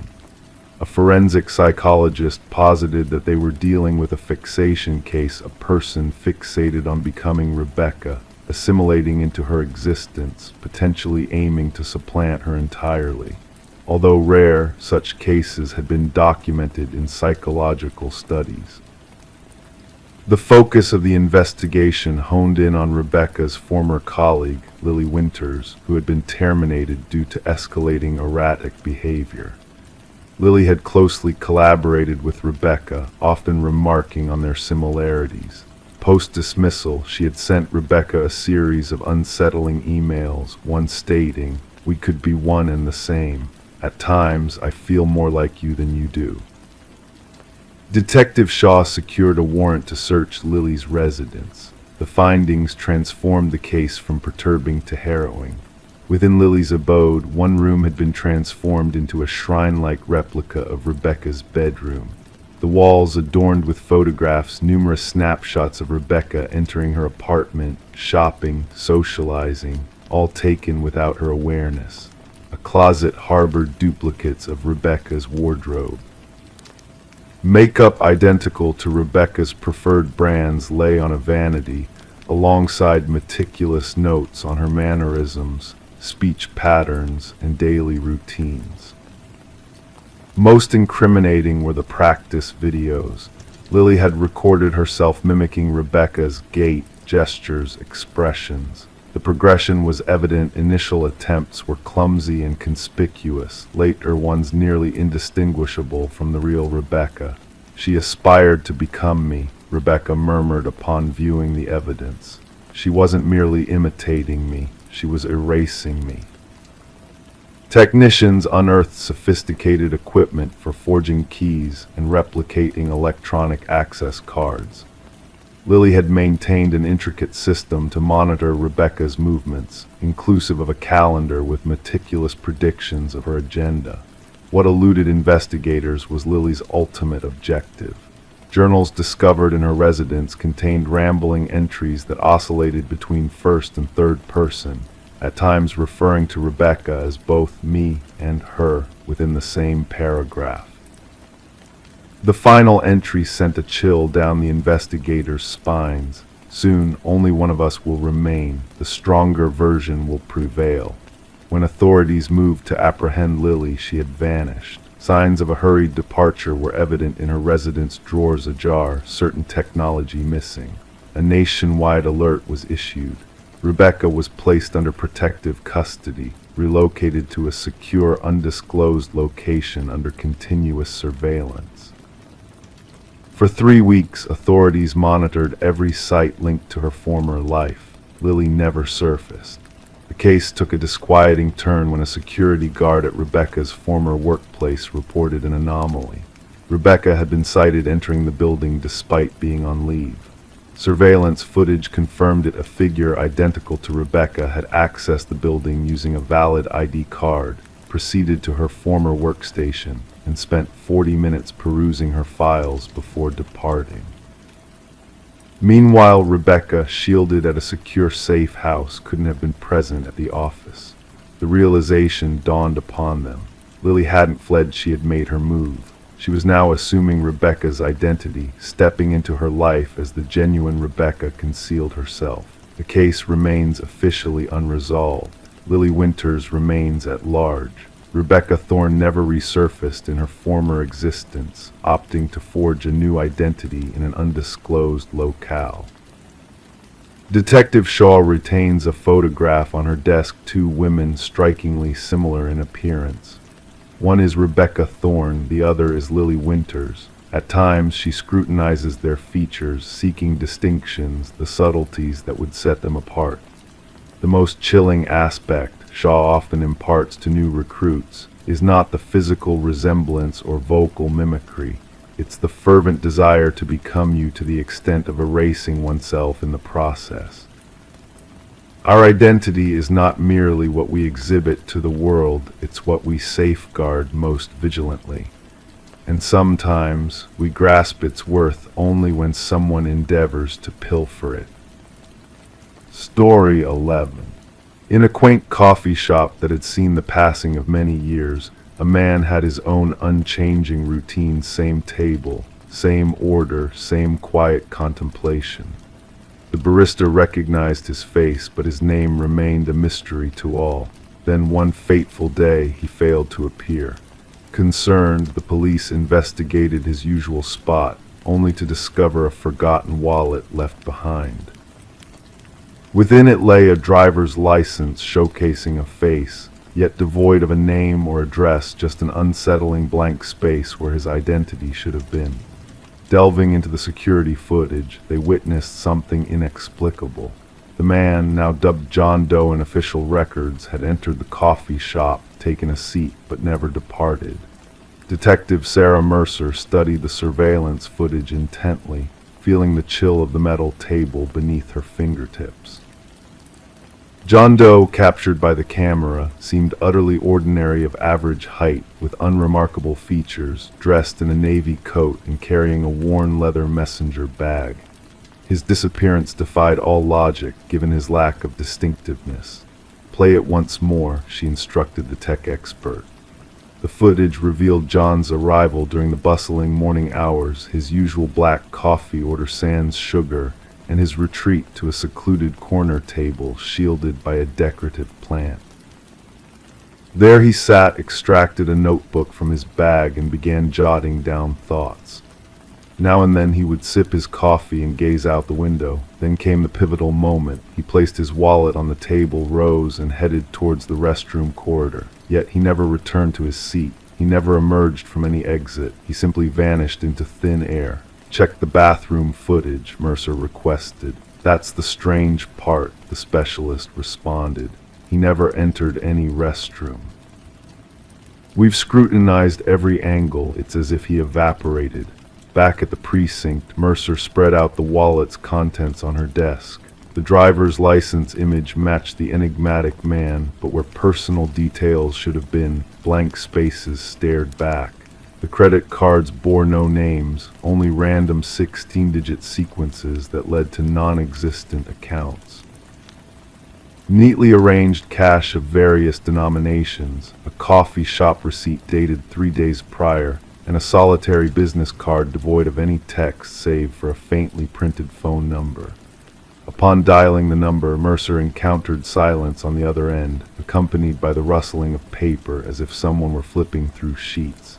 After 30 seconds, the call abruptly ended. The barista who had served John for years offered limited insights. He seldom spoke, always courteous though. Generous with tips, perhaps he had an accent, but his soft-spoken manner made it hard to discern. Did he interact with anyone here, engage in conversations? Mercer inquired. Never, always by himself, engrossed in that notebook. The notebook lay untouched on the table alongside the forsaken wallet, its pages filled with cryptic lines resembling code or ciphers. Department cryptographers grappled with deciphering its contents. Among the scribbles were architectural sketches of buildings unknown to the area. Mercer dispatched officers to circulate photos of John Doe in the neighborhood. No one recognized him. No missing persons report matched his description. His fingerprints eluded all databases as if he were a phantom exclusive to the coffee shop's confines. During her probe, Mercer noticed an anomaly in the security footage. Each morning John entered, the camera's timestamp flickered briefly. The tech expert dismissed it as a glitch, but Mercer harbored doubts. Returning to the coffee shop, she settled at his table, affording a view of both the entrance and the restroom corridor. Suspended between them hung an antique mirror adorned with symbols akin to those in John's notebook. Upon the owner's arrival, Mercer questioned him about the mirror. "That old thing, been here longer than me, came with the building, heavy as can be, needs two to move it.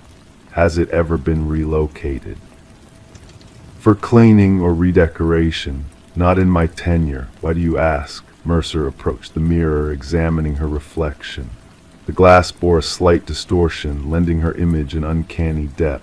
Expecting cool glass, she felt an unexpected warmth upon touching it. The forensics team analyzed the mirror upon its removal, unveiling a small, concealed cavity behind it.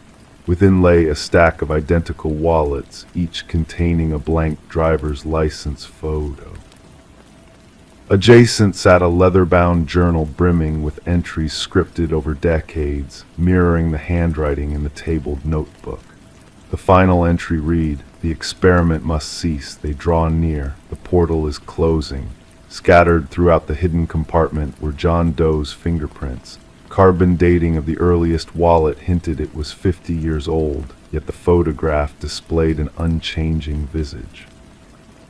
The journal entries hinted at experiments concerning temporal displacement and identity transference, with mentions of crossing back and window points. One passage seized Mercer's attention. The coffee shop serves as a nexus, a point of convergence for realities. The mirror acts as the portal. When alignment occurs, traversal becomes viable. As the inquiry deepened, peculiar occurrences unfurled around the coffee shop. Patrons reported seeing their reflections moving autonomously in the window's glass. Many swore to have glimpsed John Doe seated at his customary table, despite surveillance footage showing an empty seat. The breakthrough came when an elderly woman reached out to the police station regarding the investigation. She introduced herself as Margaret Keller, a former physicist involved in classified governmental projects. Recognizing John Doe from news coverage, she disclosed his true name was Daniel Weston, a brilliant theoretical physicist who vanished during an experiment involving quantum mirror surfaces theorized to facilitate interreality matter passage. Keller furnished documents affirming Weston's presumed demise following a laboratory mishap. The disappearance date aligned with the journal's earliest entry discovered behind the mirror. "He believed our world coexisted with others," Keller elaborated. He posited that specific locations acted as junctions between these realms, gateways enabling traversal. Armed with this revelation, Mercer revisited the coffee shop. She learned that the building occupied the former site of the research facility where Weston had twalled. The coffee shop had been erected directly atop the laboratory where he vanished. The case's pinnacle arrived as Mercer, reviewing security footage late one solitary night, discerned an oversight in the recordings. Reflected in the mirror's background, she observed John Doe Daniel Weston observing himself at the table. Two iterations of the same man coexisting simultaneously. Rushing to the coffee shop to reevaluate the mirror, she found it shattered on the ground. Amidst the shards lay a final note scribed in the familiar hand. The experiment concludes. The portal seals shut. Do not pursue. The enigma of the man who never existed lingered unresolved. Subsequently, the coffee shop shuttered post-inquiry, its edifice eventually razed. Weston's remains evaded discovery, while his journals and notebooks vanished from the evidence vault under mystifying circumstances. Mercer relinquished her post not long after. Locals sometimes cited her on her porch, feverishly jotting in a notebook akin to Weston's.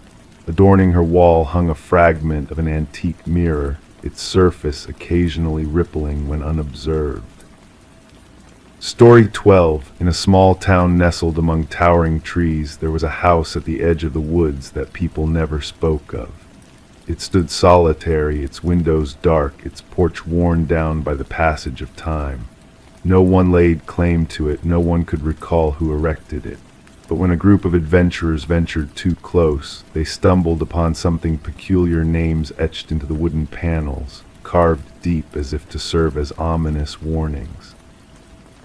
At the very end of the list, untouched by weather, was a name unfamiliar to them all. And then a hushed whisper escaped one of them, quivering, "That name belongs to me."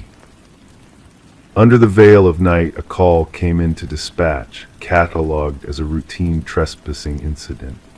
The voice on the other end belonged to Mason Wright, the leader of the group who had stumbled upon his own name engraved on the abandoned house. The responding officers anticipated nothing beyond juvenile mischief, perhaps a jest among companions. However, what awaited them defied all logic.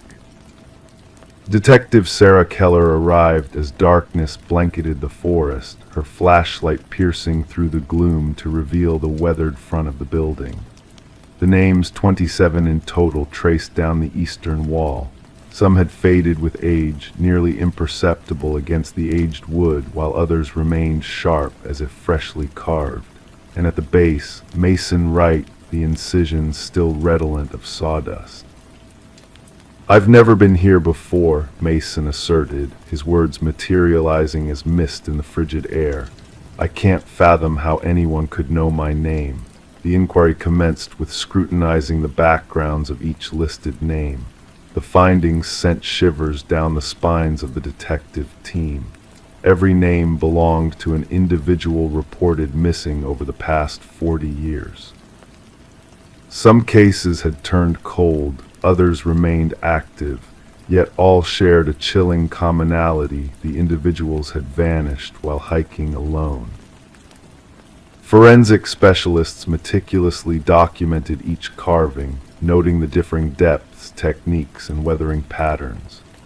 The oldest name, Rebecca Hansen, aligned with a missing persons case from 37 years prior, recounting a young woman who entered the woods and never returned. Search parties unearthed naught but a lone hiking boot by a stream. Detective Keller delved into Mason's narrative extensively. His account remained unwavering. He bore no ties to the area beyond this expedition with 4 college comrades. They had picked the trail at random, based on an online suggestion. Nothing in his history linked him to the other names adorning the wall. Attention shifted to Mason's companions. Emily Chen, the group's photographer, presented snapshots taken during their trek. Upon review, analysts discerned something unsettling. A blurred figure loomed in the background of 3 separate images. A tall, gaunt silhouette, often obscured by the trees. "We never encountered anyone else on the trail," Emily affirmed. "We would have remembered." Detective Keller sanctioned a search of the interior of the house. The edifice seemed forsaken. Dust cloaked every surface. Furniture lay shattered and strewn. Yet in the basement, officers unearthed a harrowing tableau. Personal effects of the missing hikers were meticulously arranged on wooden shelves. Watches, backpacks, cameras, wallets, each item tagged with a corresponding name from the exterior wall. Technicians methodically cataloged every item. Beneath ultraviolet light, bloodstains emerged on the concrete floor, evidence of years of scrubbing attempts. Despite ground-penetrating radar unveiling no buried bodies beneath the dwelling, cadaver dogs persistently alerted near the densely wooded rear of the property. As the investigation escalated, Detective Keller noted peculiar conduct from Mason Wright. He began recounting eerie incidents, mutterings outside his flat, fresh footprints leading to his door but not away, shadowy figures observing from the street. The department assigned an officer for his safeguard, yet Mason's paranoia burgeoned. A breakthrough surfaced as researchers unearthed land records buried in county archives. The residence had belonged to a recluse named Victor Blackwood, a hunter who vanished 15 years ago without a trace, his disappearance left unprobed. Detective Keller secured a warrant to delve deeper into the encircling forest. The search party chanced upon a network of rudimentary hunting blinds, strategically situated along frequented hiking trails. Within one, they uncovered a journal chronicling meticulous observations, depictions of hikers, their paths, gear, and behaviors. The penmanship mirrored samples from Victor Blackwood's scant documents. The journal entries grew progressively unsettling. Initial pages delineated hunting tactics for fauna, while subsequent entries portrayed humans as quarry their routines, vulnerabilities, and techniques for their acquisition.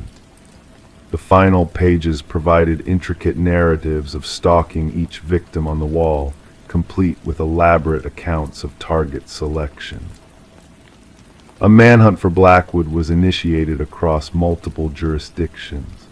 Helicopters equipped with thermal imaging scoured the woods. Tactical units methodically combed every crevice and cavern, yet the suspect eluded capture. Mason Wright ceased answering calls. Officers dispatched to his abode discovered it deserted, the chambers vacant. On his bedroom wall, freshly carved, was a solitary inscription: "The hunter becomes the hunted." The quest for Mason persisted fruitlessly for weeks. However, during a subsequent sweep of Blackwood's dwelling, forensic technicians unearthed a ghastly revelation. Concealed behind a false partition in the basement, they stumbled upon a small workshop housing woodworking tools, jars of wood preservatives, and a freshly hewn piece of timber engraved with a new name not yet affixed to the external wall. Detective Keller recognized the name instantly. It belonged to the primary forensic examiner who had surveyed the house during the initial probe. The examiner had called in sick that morning and was unreachable by phone. Authorities established a constant surveillance perimeter around the residence. Camera systems captured every approach. Motion sensors monitored for intrusions. The trap was set. 3 nights later, sensors triggered an alarm. Surveillance footage captured a figure emerging from the woods, towering and emaciated, moving with an otherworldly fluidity. The figure advanced towards the house, seemingly indifferent to the surveillance. As tactical teams drew closer, the cameras momentarily lost connection. Upon restoration, the figure had vanished. The house remains under perpetual surveillance to this day. Mason Wright and the forensic examiner were never located. The inquiry endures, with fresh resources allocated as analogous vanishings are reported in woodlands elsewhere. The names on the wall have transcended into legend among law enforcement. Some officers eschew uttering them aloud, while others shun the case in its entirety. Local hikers now steer clear of the house, fearing that merely mentioning it might add their names to that dreadful list, the names that no one utters. Story 13. In the heart of the city there stood a budget hotel, its faded facade a testament to better days long gone. Guests passed through its doors fleetingly, seeking only a night's respite from the world outside. The weary clerk handed her the key, his eyes betraying a silent warning. "Just avoid the last door on the left," he whispered, a hint of unease in his voice. Intrigue beckoned her as she ascended the creaking stairs to her room. That night, bathed in the pale glow of flickering lights, she found herself standing before the ominous door. The brass handle sent a shiver through her as she reached out to touch it. To the naked eye, it was no different from its neighbors, yet an invisible force seemed to emanate from within. Pressing her ear against the cold wood, she heard a faint, rhythmic breath, like a secret heartbeat in the silence of the night. The next morning, Detective Morgan Reed arrived at the scene, her senses assaulted by the metallic tang of blood that lingered in the air. The room bore witness to a macabre ballet of chaos and order, scenes of violence juxtaposed with untouched corners of normalcy. A young woman lay lifeless on the floor, her vacant eyes fixed on eternity, a silent witness to the horrors of the night. As Reed knelt beside the victim, the forensic technician's voice pierced the stillness, recounting the grim details of yet another tragedy. A pattern emerged, a series of similar deaths haunting the shadows of forgotten motels. The victims, elegant and out of place, bore the mark of a predator driven by motives beyond mere violence. Back at the precinct, Reed pieced together the fragments of the puzzle, a tapestry woven with threads of deceit and desire. Each victim, a mirror reflecting the darkness that lurked within their killer's soul.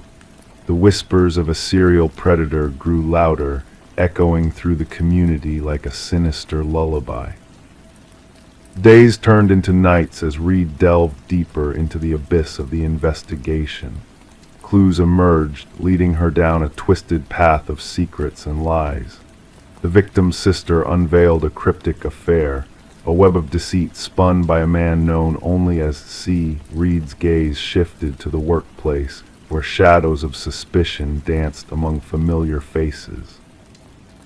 The truth, when uncovered, bore the face of Charles Emerson, a man of influence and duplicity. His polished exterior masked a darkness that Reed could sense but not name.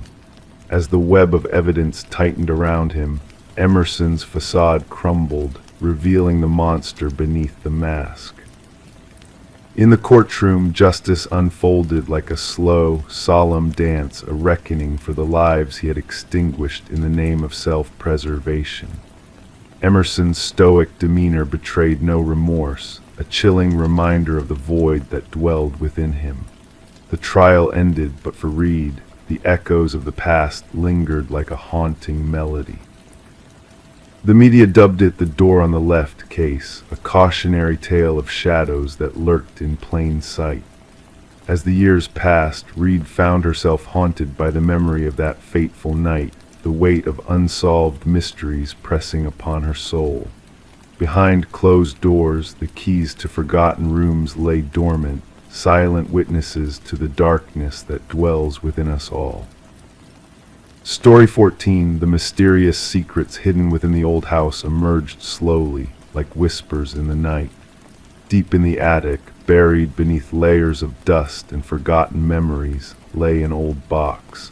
Neglected and abandoned, it held treasures of a bygone era, faded Polaroids capturing moments frozen in time. Most of the photographs were ordinary, snapshots of joyous occasions and family gatherings. But one photo stood out, shrouded in an unsettling aura. It depicted a family, not unlike Rebecca's own, seated in her living room. Yet these were strangers, their smiles masking the danger lurking just beyond the frame. Rebecca's curiosity stirred as she gazed at the ominous figure standing in the shadows of the hallway. A chill ran down her spine, a silent warning of the darkness that lingered within the house's walls. With trembling hands, she carried the photograph downstairs, each creak of the wooden steps echoing in the silence. The kitchen's harsh fluorescent light illuminated the unsettling truth, the eerie resemblance between her home and the unknown family in the photo. Detective Morgan, a man of mystery and intuition, delved into the enigma with a weathered determination, his gaze sharp as he examined the photograph for clues of the past. As the investigation unfolded, layers of history peeled back, revealing a chilling pattern of disappearances.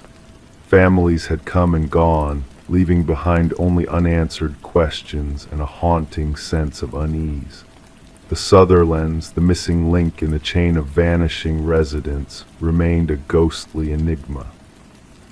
Forensic analysis unveiled the sinister truth behind the photographs, the presence of a malevolent watcher, a specter from the past who lingered in the shadows, unseen yet ever present. The house, a silent witness to untold horrors, held the key to a mystery that spanned decades.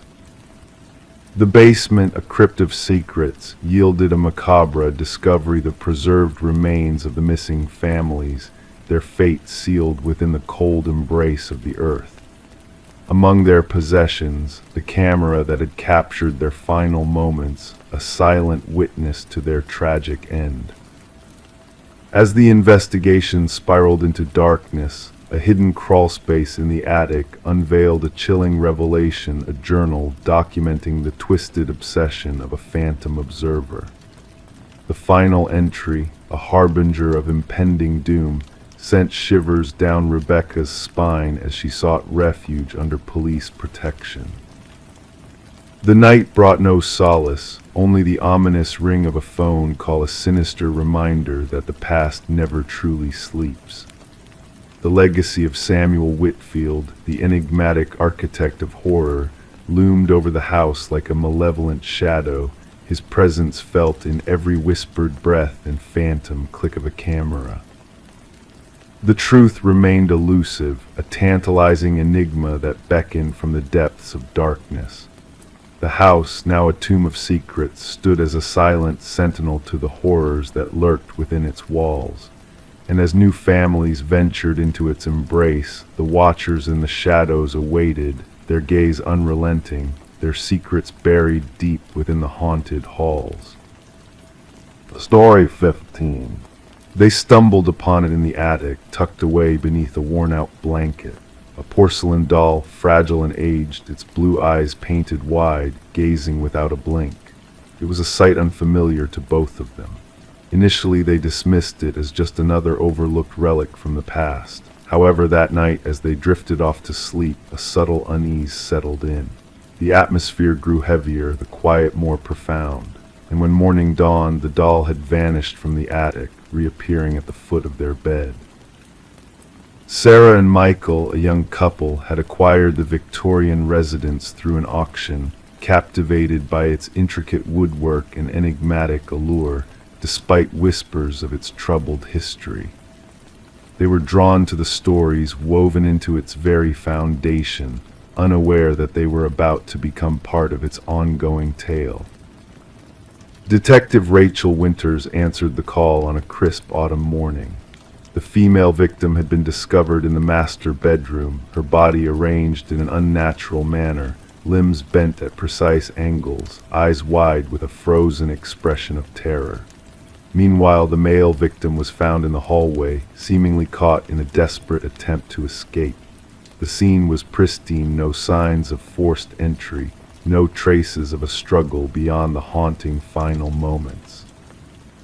"The positioning is intentional," Detective Winters murmured, her voice barely above a whisper as she recorded her observations. "The woman appears staged, like a doll plucked from a display case." The investigation commenced with thorough interrogations of neighbors. An elderly lady recalled glimpsing a shadow flitting behind an upstairs window when the couple should have been away. Another resident mentioned hearing what seemed like a child's laughter emanating from the vacant house in the dead of night. Each testimony added a layer of disquiet to the mounting enigma. Forensic experts unearthed minuscule fibers scattered throughout the residence: vintage cotton and silk, akin to materials used in antique doll clothing. The fibers were most concentrated around the victims and the attic space. More unsettling was what they didn't uncover. No fingerprints besides those of the victims, no foreign DNA, no footprints where they shouldn't have been. "It's as if the perpetrator was never physically present," remarked the lead forensic analyst. The focus of the investigation shifted to the property's history. Records unveiled a recurring pattern. 3 previous owners spanning 6 decades had met mysterious ends. Each case remained unresolved, with reports of peculiar anomalies. One family recounted discovering antique toys in rooms they had just cleaned.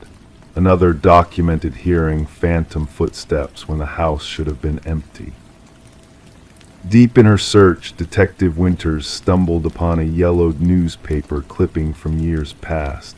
It detailed a renowned doll maker who had once resided in a house with his daughter. The child's demise was shrouded in suspicion, and though the father was questioned, no charges were brought against him. Before his own tragic end, he had crafted one final doll, a replica of his daughter, said to be flawless.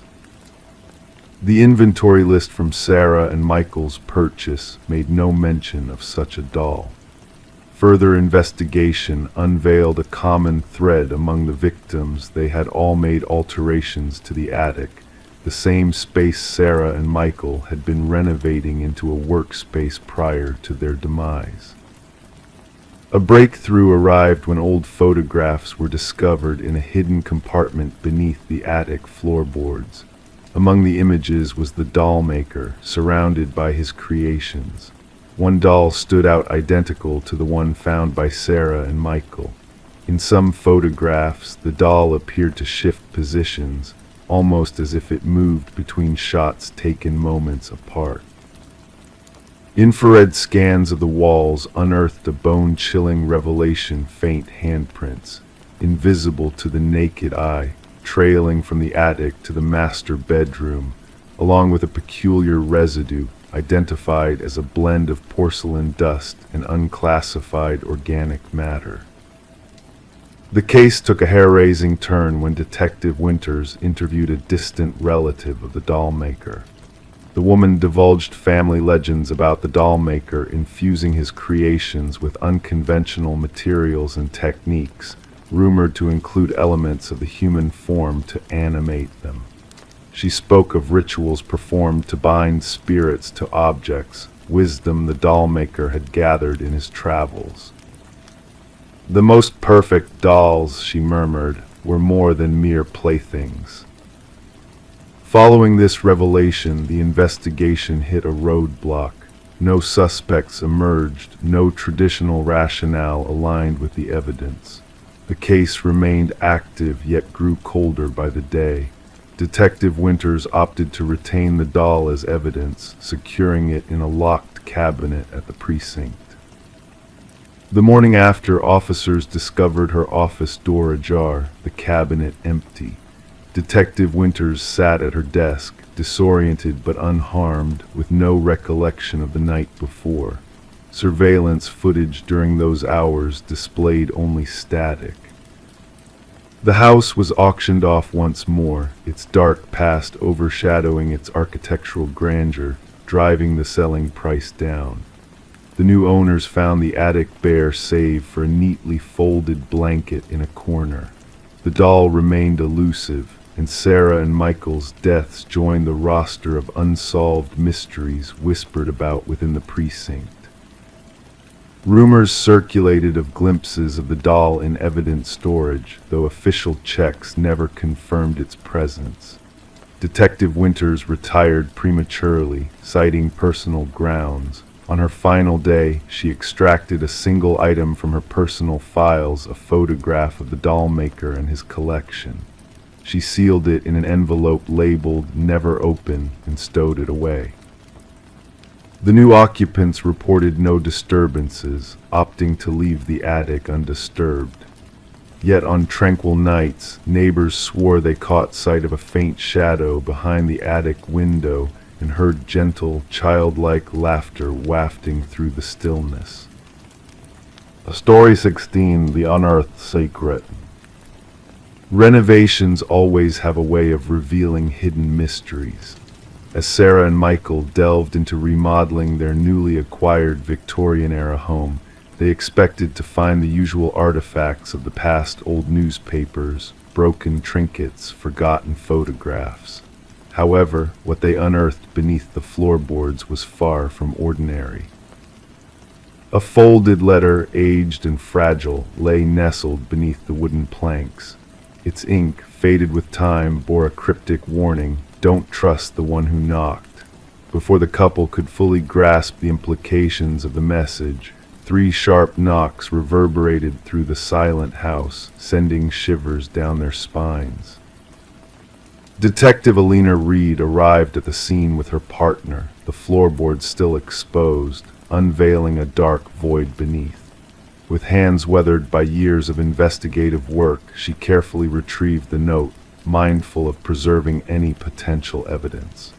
The couple had unknowingly contaminated it with their touch, but Reed's keen eye caught the genuine fear in their expressions as they recounted the eerie knocking sound. Background checks on Sarah and Michael revealed nothing amiss, just 2 newlyweds with solid reputations and stable lives. However, the history of their new home told a different tale. Previously owned by the Hargrove family for generations, the house had stood empty for 2 years following the passing of its last inhabitant, the reclusive widow Margaret Hargrove. Neighbors painted a picture of Margaret as a solitary yet amiable woman with no known enemies. Despite her seemingly uneventful life and peaceful demise, there lingered an unsettling aura surrounding the house. Forensic analysis dated the mysterious note back 2 decades, hinting at a time of distress and fear for its author. Reed delved deeper into the Hargroves' past, unearthing tales of Franklin, Margaret's late husband, a respected teacher turned recluse tormented by paranoia in his final years. A former student's account hinted at a shadowy figure, a collector known as Victor Mercer, who haunted Franklin with his presence and demands. The breakthrough came from Margaret's frail sister, whose fading memory whispered of Franklin's gambling debts and the relentless 3-knock visitations from the enigmatic collector. Franklin's refusal to sell the house to settle his debts led to a fatal confrontation, concealed within the crawlspace that now held dark secrets. Excavation efforts unveiled a chilling truth: Victor Mercer's remains, hidden beneath the house's foundation, bore witness to a crime long buried. Through Margaret's diaries, Reed pieced together the tragic events that led to Mercer's demise at the hands of Franklin, with Margaret reluctantly aiding in the cover-up out of fear for her own life. The case, once shrouded in mystery, now stood resolved. Justice, though delayed, had been served. The house, tainted by the shadows of its past, stood vacant as Sarah and Michael chose to part ways with its haunting legacy. Local whispers spoke of spectral knocks in the night, a lingering reminder of the secrets buried within the walls. As Detective Reed closed the case, she pondered the unsolved question of who truly held the key to Margaret's torment: Mercer, Franklin, or another unseen force manipulating the strings of fate. Some mysteries, she concluded, defy complete unraveling, leaving behind a haunting echo of the past that lingers in the stillness of the night. Story 17. In the beginning, there was just a flicker, a glitch in the baby monitor's feed. The mother brushed it off as mere interference, but then the audio crackled and a soft voice whispered, "SHHH, go back to sleep." A chill ran down her spine. With a racing heart, she hurried to her son's room, only to find the crib empty. The window was shut tight, the door locked securely. The only thing amiss was a stuffed rabbit on the floor, its dark, unblinking eyes fixed on her. Rebecca's screams echoed through the house, raw and desperate, until her voice gave out. The neighbors, alarmed by her cries, dialed emergency services. When the authorities arrived, they discovered Rebecca clutching the rabbit, lost in a world of disbelief on the nursery floor. Samuel, her 4-month-old infant, had vanished without a trace. The investigation that followed yielded few clues. There were no signs of forced entry. The security system had remained intact all night, and the baby monitor footage showed nothing out of the ordinary except for that eerie voice and static. The puzzle perplexed the investigators. How could someone enter a locked home, snatch a child, and leave no trace except for a disturbed toy? Suspicion fell heavily on Rebecca. Her husband, Daniel, had been away on business, and their relationship had been strained since Samuel's arrival. Medical records hinted at Rebecca seeking help for postpartum depression. During questioning, the detectives noted her eerie composure, considering the circumstances. The town buzzed with rumors behind closed doors. Then a breakthrough emerged. Tiny fibers were found on the nursery windowsill, distinct from the household fabrics or their attire. These fibers matched a rare type of climbing rope, suggesting a skilled intruder accessed the second-floor nursery from outside. The focus shifted. Footage from neighboring homes revealed a shadowy figure moving stealthily that fateful night. A partial footprint in the garden soil matched a specialized boot used by climbers and military personnel. Rebecca was no longer the prime suspect. Daniel returned home, bewildered and distressed. Unusual calluses on his hands caught the investigators' attention. He mentioned taking up rock climbing to cope with stress. The detectives exchanged meaningful glances. Financial records painted a troubling picture. Daniel had recently taken out a hefty life insurance policy on Samuel. Phone records uncovered multiple calls to an unknown number that ceased before the abduction. The case darkened further when it was revealed that Daniel had a secret second family elsewhere, unbeknownst to Rebecca. As the inquiry deepened, the baby monitor emerged as a crucial piece of evidence. Digital forensics uncovered hacking. Someone had intercepted and manipulated the signal. The eerie voice wasn't from inside the nursery. It had been transmitted remotely to Rebecca's bedside receiver.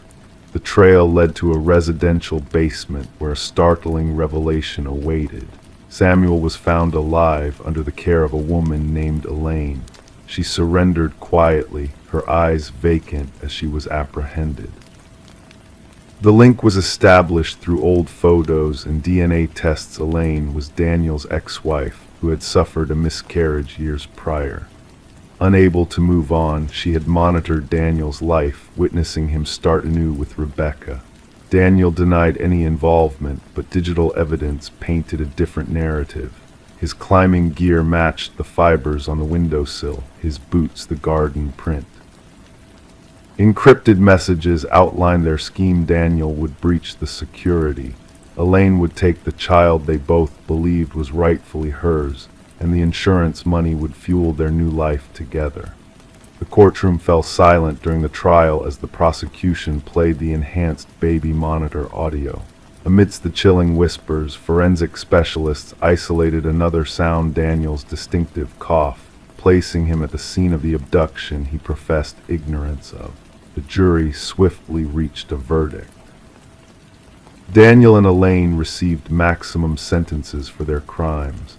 Rebecca and Samuel sought solace in a new beginning, away from the shadows of the past. The case reshaped how modern abductions are investigated. Baby monitors nationwide underwent scrutiny for vulnerabilities, and parents fortified nursery safeguards. Security experts warned of tech-savvy criminals preying on the innocent. Samuel grew up without memory of that fateful night. Rebecca kept the stuffed rabbit locked away, unable to part with it or meet its gaze that had witnessed the truth the monitor revealed. The monitor never lied. It captured the reality, albeit in a way no one anticipated. Story 18. Deep within the Victorian-era home of Michael and Sarah Klein, a mysterious narrative unfolded as they embarked on a journey of renovation. What began as a simple water stain in the master bedroom soon unraveled into a haunting discovery that transcended time and reality. As the couple peeled away layers of wallpaper, A name emerged, Alina Winters, etched in ink, repeated with fervor across the wall in a frantic, uneven script. Intrigued by the enigma before them, Michael and Sarah delved into a web of secrets that intertwined the past with the present. The name, Alina Winters, led them down a path of obscurity, shrouded in a veil of unanswered questions. Who was she, and why was her name etched so fervently within the walls of their new abode? Their search yielded a single, chilling result, a missing persons case from decades ago, featuring a young woman whose resemblance to the previous homeowner, Margaret Cavendish, was uncanny. The pieces of the puzzle began to align, painting a portrait of deception and tragedy that spanned generations. As the couple delved deeper into the mystery, their home transformed from a sanctuary of nostalgia to a realm of uncertainty and intrigue. The walls whispered secrets of the past, drawing them into a realm where reality blurred with illusion, and the boundaries of identity dissolved like shadows in the night. With each revelation, the haunting presence of Alina Winters grew more palpable, her essence lingering in the very fibers of the house. Sarah's fingertips traced the name, feeling the weight of a story untold, a life unfulfilled. Michael's search for answers led them to the retired detective, unearthing a cold case that refused to be forgotten. But it was the hidden space beneath the floorboards that unveiled the true extent of the mystery, a labyrinth of identities intertwined, each bearing the mark of a fractured mind. Alina Winters, Margaret Cavendish, Rebecca Eldridge, the names danced like ghosts in the shadows, each a piece of a puzzle that defied logic and reason. As forensic teams unearthed the chilling truth buried beneath the garden, the boundaries between past and present blurred, revealing a tale of obsession and tragedy that spanned decades. Rebecca Eldridge, the elusive figure behind the facade of Margaret Cavendish, emerged as the orchestrator of a macabre charade, a charade that ended in murder and deceit. The walls themselves bore witness to the confession of a fractured mind, a testament to the darkness that lurked within the human psyche. For Alina's family, closure came 3 decades late, a bittersweet resolution to a tale of loss and betrayal.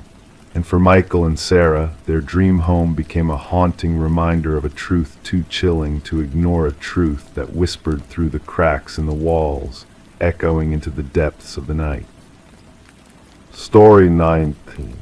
It showed up in her mailbox, nestled within a nondescript envelope devoid of any sender's details. A solitary brass key, its surface weathered by the passage of time. The homeowner, Sarah Miller, couldn't place it, yet an inexplicable sense of déjà vu washed over her upon touching it. Testing it in every lock she owned proved futile. None responded to its touch. Clearly, it belonged to someone else.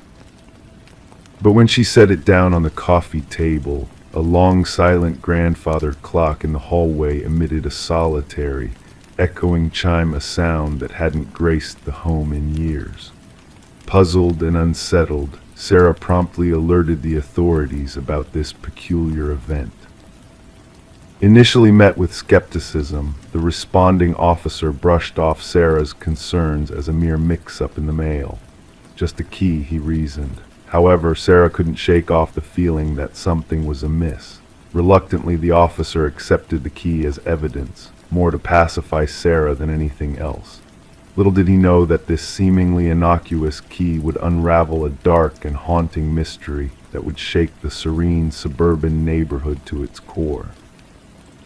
When Detective Robert Harmon inherited the case file during the morning briefing, he sensed an underlying gravity beneath the surface. As a seasoned investigator from the Special Victims Unit, Harmon possessed a knack for recognizing cases that transcended their outward appearance. The brass key sat innocuously on his desk, yet an unsettling aura lingered around it. Investigative efforts revealed Sarah Miller to be an upstanding member of the community with no criminal record, a retired teacher, a widow, a mother. Her life seemed devoid of any suspicious activity, her innocence shining through in financial records and personal interactions.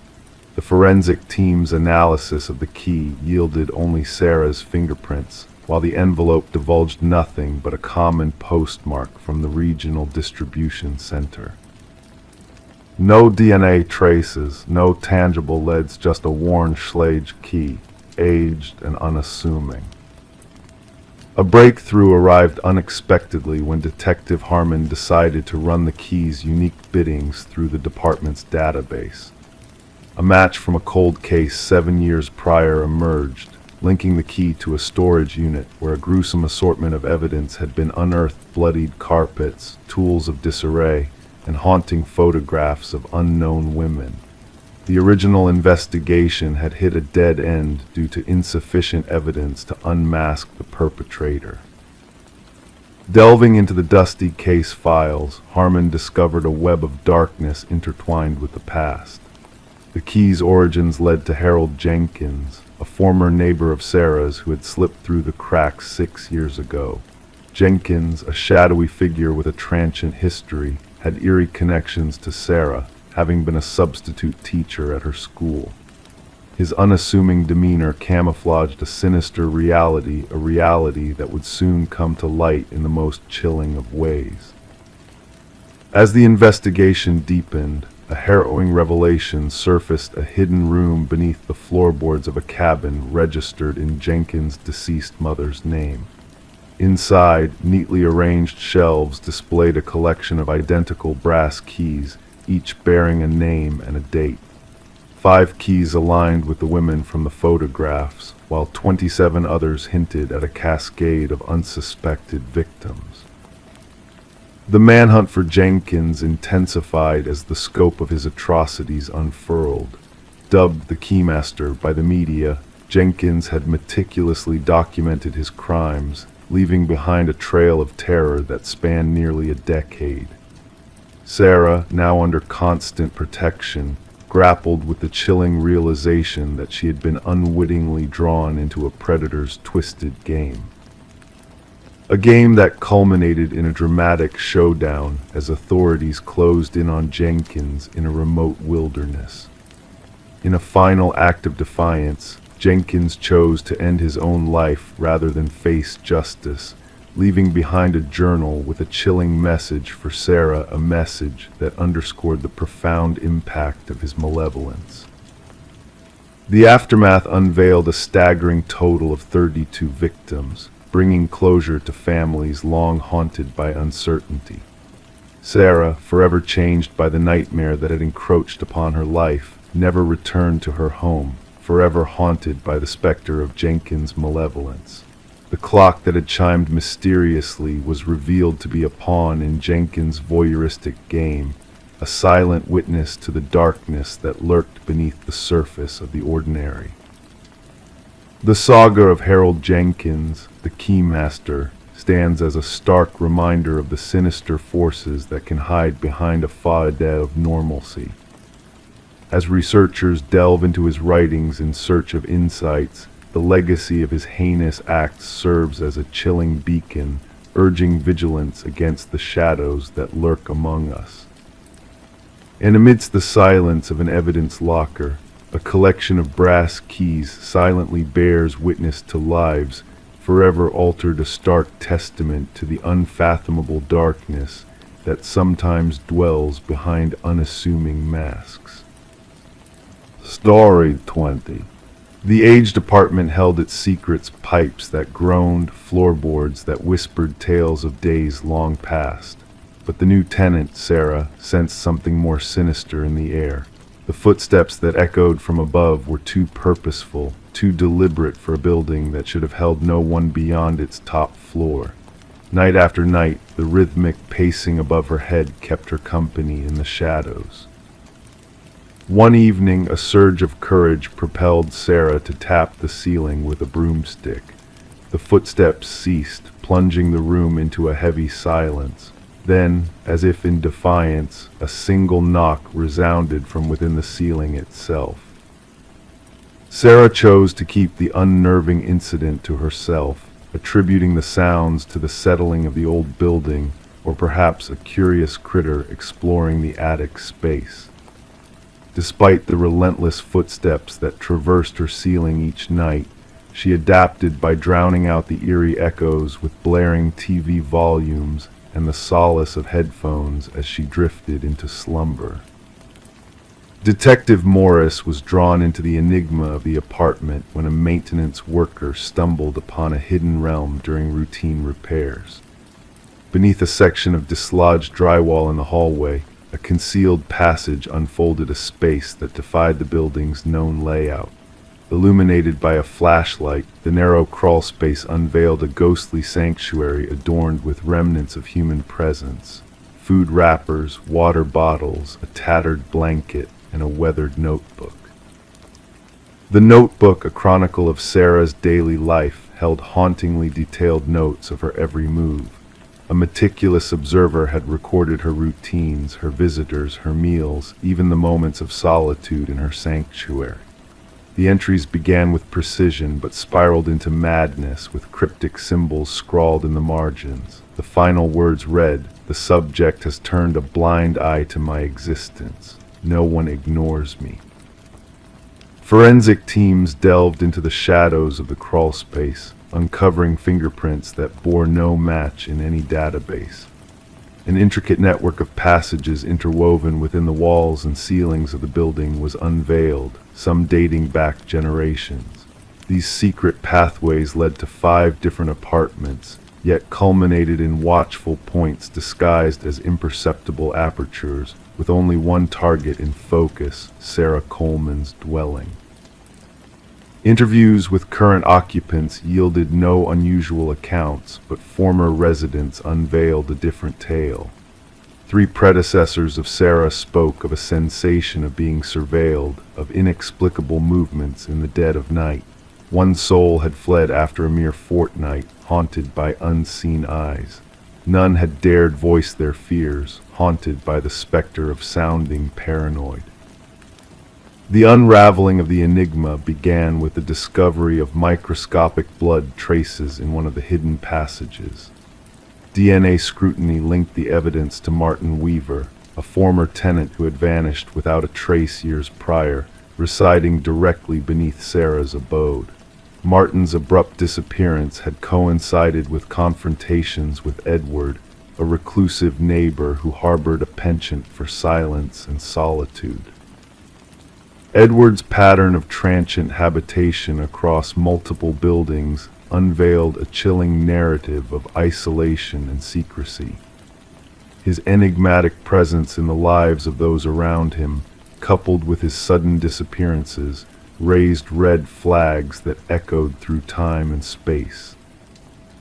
A remote cabin concealed Edward's clandestine operations, a macabre shrine to his obsessions. Walls adorned with images of unwitting residents, meticulously charted maps of building structures, and journals chronicling the care of his captives painted a grim picture. The corkboard at the cabin's heart bore witness to the missing souls, the victims of a deranged architect of captivity. As the search for Edward intensified, a chilling realization gripped Detective Morris. The specter of Sarah's ordeal haunted his thoughts. The phantom footsteps that traversed her ceiling, the silent observer in the shadows, the unsettling knowledge that someone had watched her every move in the darkness. The hunt for Edward, now revealed as Edward Mercer, a master of concealment and manipulation, intensified. Thermal scans revealed no current occupancy within the hidden passages. Sarah Coleman's fate remained shrouded in uncertainty, her disappearance echoing across state lines. Detective Morris, in the solitude of his own abode, finds himself gazing at his ceiling on restless nights, pondering the secrets that may lurk beyond. The ghostly echoes of footsteps, the unspoken whispers of the walls, and the chilling thought of who else might be listening in the stillness of the night. Story 21. The ancient library faced its final hour, marked for destruction. The workers toiled tirelessly, nearing the end of their task, when a serendipitous stumble unveiled a hidden latch within a dusty bookshelf. With a gentle click, the shelf swung open, unveiling a clandestine passage leading to a forgotten chamber. The air within was heavy, untouched by human hands for decades. In the dimness, there stood no furniture except for a solitary chair, firmly anchored to the floor. And scrawled repeatedly on the wall, a haunting message echoed, "I am still here." The construction foreman swiftly alerted the authorities, summoning the police to the scene. What had begun as a routine demolition swiftly morphed into a chilling enigma. Detective Morgan Walsh, a seasoned veteran of 2 decades in law enforcement, stood at the threshold, his flashlight piercing the darkness, casting an eerie glow on the cryptic words that adorned the walls. "Secure the area," Walsh directed the officers, his voice resonating in the confined space. "No one disturbs anything until forensics arrives." The history of the building whispered of intriguing tales.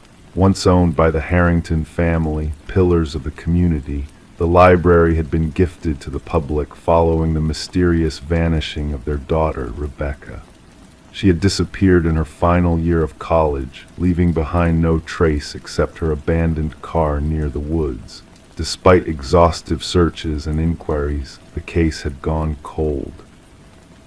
The prevailing notion hinted at her fleeing to forge a new life, a narrative her family vehemently refuted, convinced of a darker reality. As forensic experts meticulously combed through the hidden chamber, they unearthed hair strands and fibers embedded in the chair.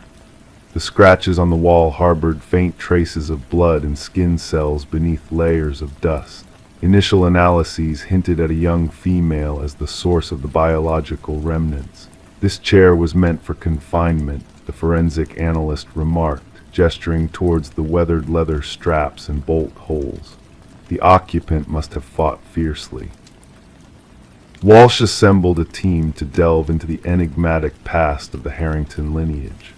The timing of the library's donation gnawed at him. It coincided eerily with Rebecca's disappearance, a correlation that now bore weighty significance. Further inquiries unearthed a disconcerting detail.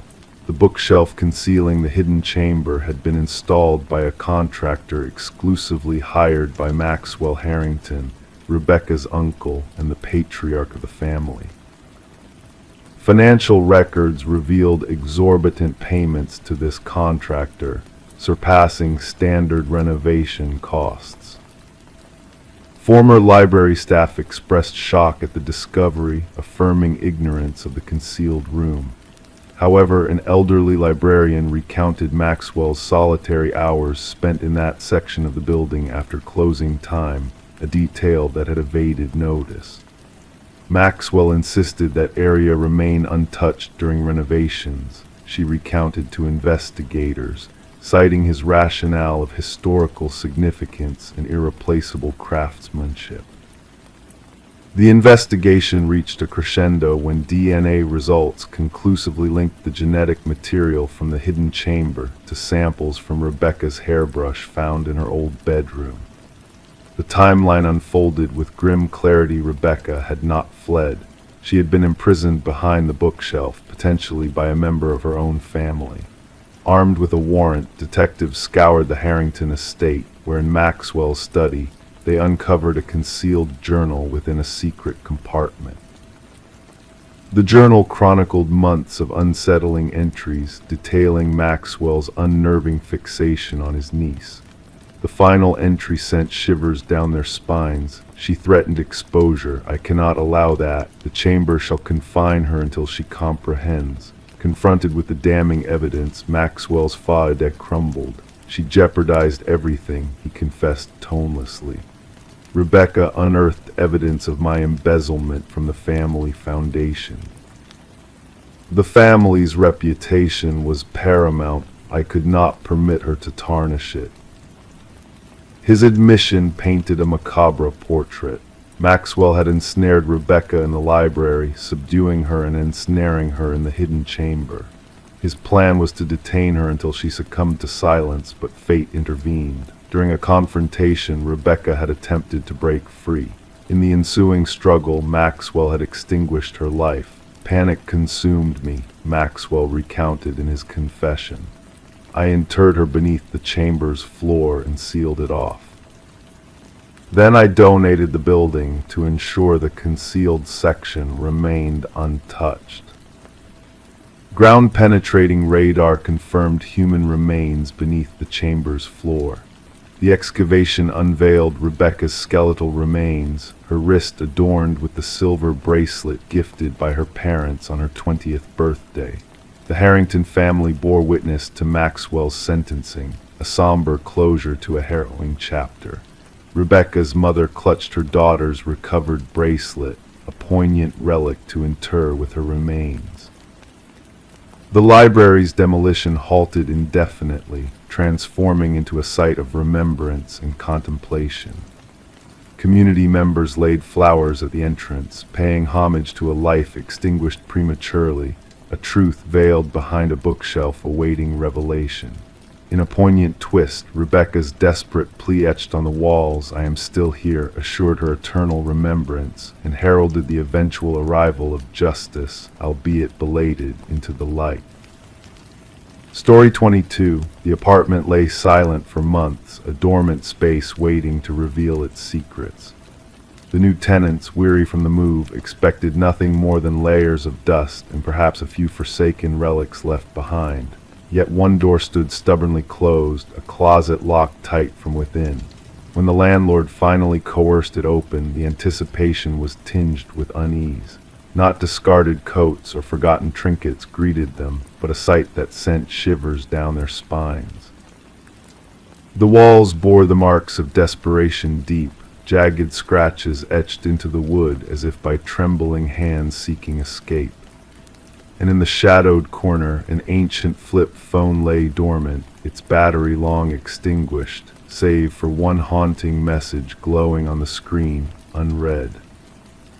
Detective Morgan Shaw, a veteran of harrowing investigations, felt a chill creep down her spine at the scene before her. It wasn't the presence of blood or overt violence that disturbed her, but the silent screams echoed in those scratch marks, a silent testimony of someone trapped, fighting against the confines of that small, suffocating space. "We need forensics here immediately," she instructed her partner, Officer Reed, who diligently captured each scratch on camera. "And gather the records of the previous tenants." The message on the phone whispered ominous words, "I know what you did."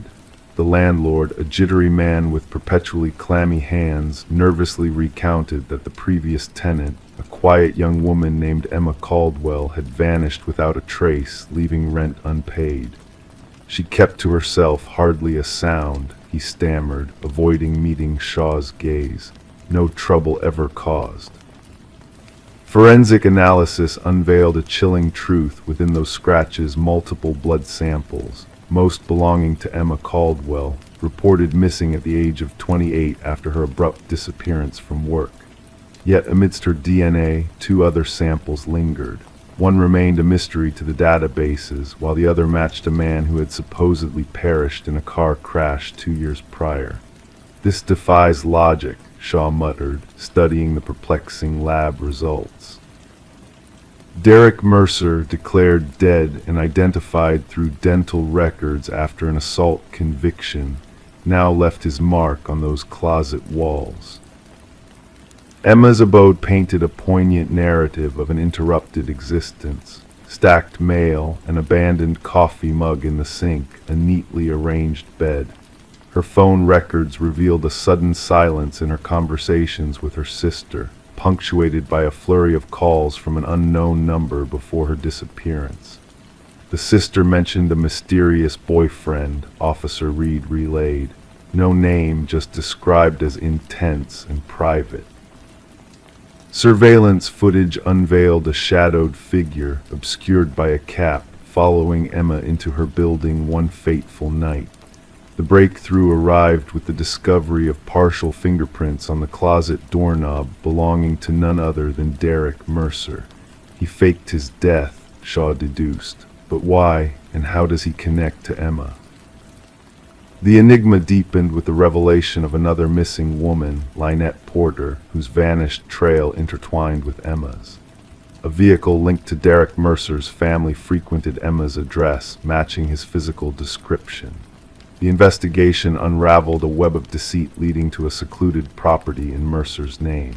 Behind fortified basement doors, they unearthed Lynette Porter alive but withered, confined in a chamber reminiscent of Emma's prison. "He made me witness," she murmured, hollow-eyed. "Said I needed to learn the fate of those who dare to flay." Evidence mounted against Derek Mercer, diaries chronicling his obsession with dominance, photographs resembling Emma and Lynette, and damning footage of him coercing Emma into that suffocating closet. "She thought she could expose me," his voice echoed in the recording. "Tell our story, no one betrays me." The manhunt for Derek Mercer spanned jurisdictions, his capture a race against time. As authorities combed the shadows, profilers unveiled a chilling portrait of a man driven not only by murder but by the perverse pleasure of extinguishing hope in confined spaces. When they finally apprehended him at a bus terminal, Mercer bore a new identity and a ticket to an unknown coastal destination. In his possession, duct tape, a hunting knife, and a newspaper clipping detailing Emma's vanishing. During interrogation, Mercer exuded a disconcerting calmness. "She sent that message herself," he dismissed the phone's haunting words. "She sought rescue, but she didn't merit escape." The trial laid bare the elaborate charade of Mercer's demise, leveraging a homeless man's dental records to orchestrate his vanishing act. For years, he lurked unseen, preying on women resembling his initial victim. Emma's remains were never recovered. Forensic clues hinted at her tragic demise within that unforgiving closet, eternally clawing at unyielding walls. The jury swiftly reached a unanimous guilty verdict after a mere 4 hours of deliberation. As the judge pronounced a life sentence devoid of reprieve, Mercer's lips twitched in a faint smile, as if the outcome aligned with his enigmatic logic. At the sentencing, Lynette Porter faced him down. "You locked us in darkness, for that's where your soul dwells imprisoned. As you wither in your cell, I shall bask in the light." The case reshaped missing persons protocols, emphasizing relationship dynamics and property investigations. Detective Shaw preserved the closet door from Emma's dwelling in her office, a poignant reminder that horror isn't always clad in blood, but etched in the frantic marks of one battling for survival. Story 23. The tale of the new homeowners unfolded like a whispered secret in the night. The old Victorian manor they now called home held mysteries that transcended time itself. Daniel and Meredith Parker were drawn to the house's history, its intercom system a relic of a bygone era, crackling with untold stories late at night. The couple brushed off the quirks at first, dismissing the static and occasional whispers as mere echoes of the past. One fateful night, curiosity got the best of Daniel. He pressed the button on the intercom, and a chilling whisper slithered through the speaker, asking, "Why did you come back?" His hands trembled, and a cold shiver ran down his spine.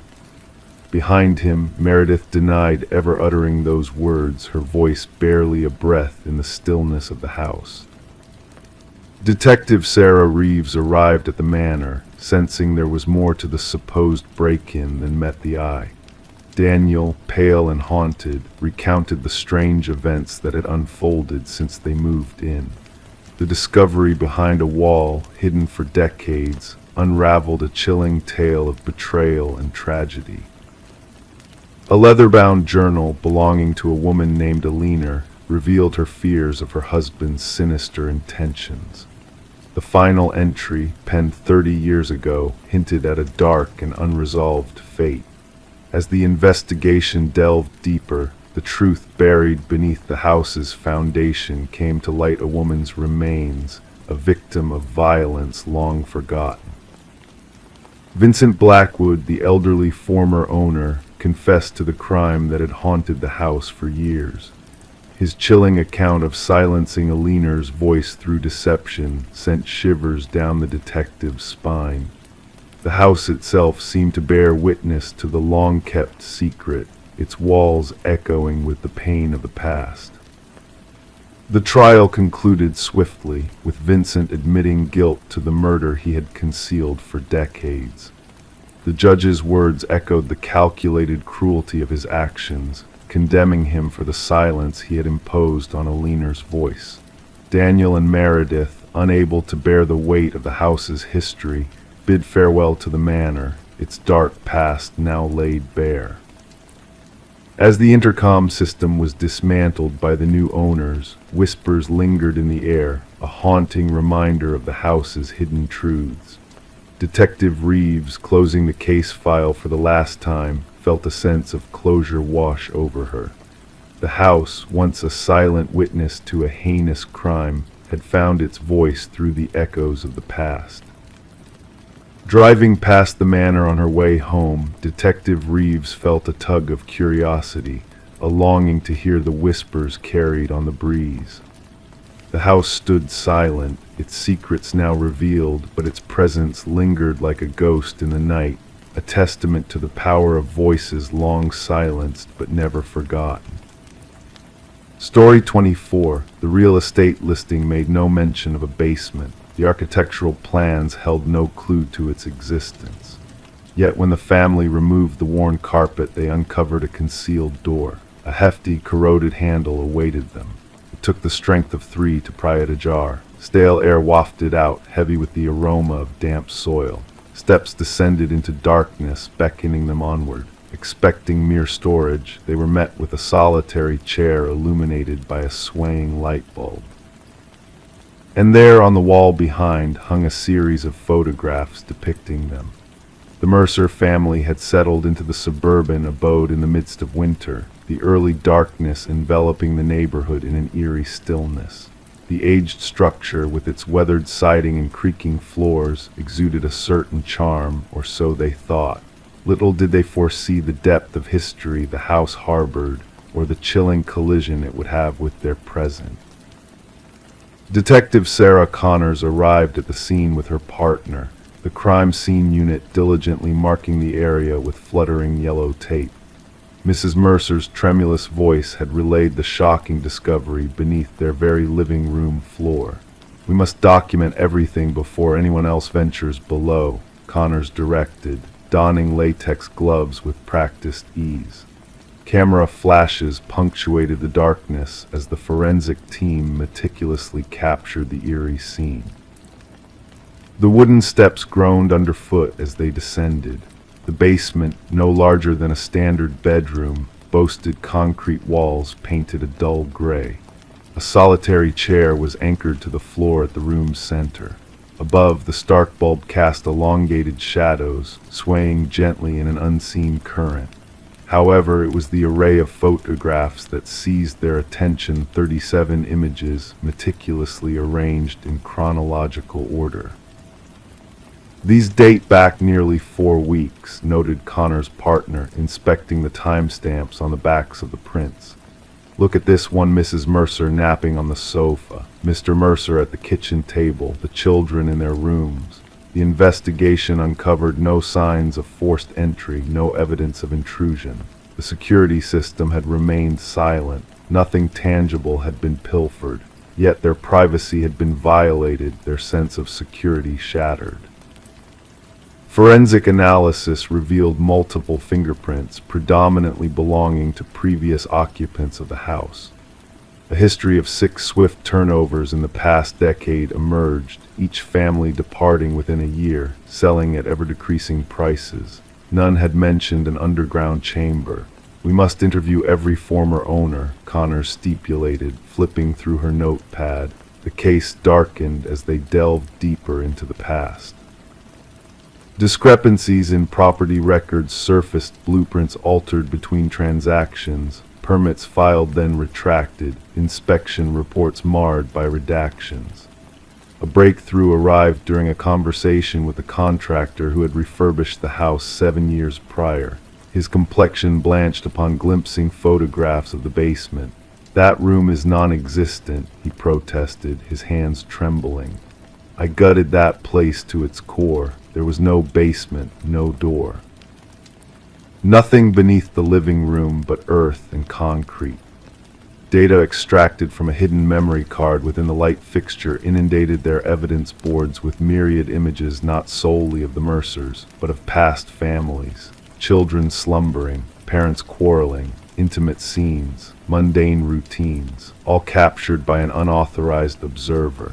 The case veered into darker territory as audio files emerged from a weatherproof box concealed in the basement. Recordings of conversations held in the master bedroom, the kitchen, the living area. Despite an exhaustive initial search, no hidden microphones had been located. "We must scrutinize every wall," Connors commanded, urgency lacing her words. "Inspect air vents, light fixtures, electrical outlets. The perpetrator has been surveilling these families for years." Beyond the photograph wall, investigators stumbled upon a narrow passage leading to a minuscule monitoring station. A desk, a chair.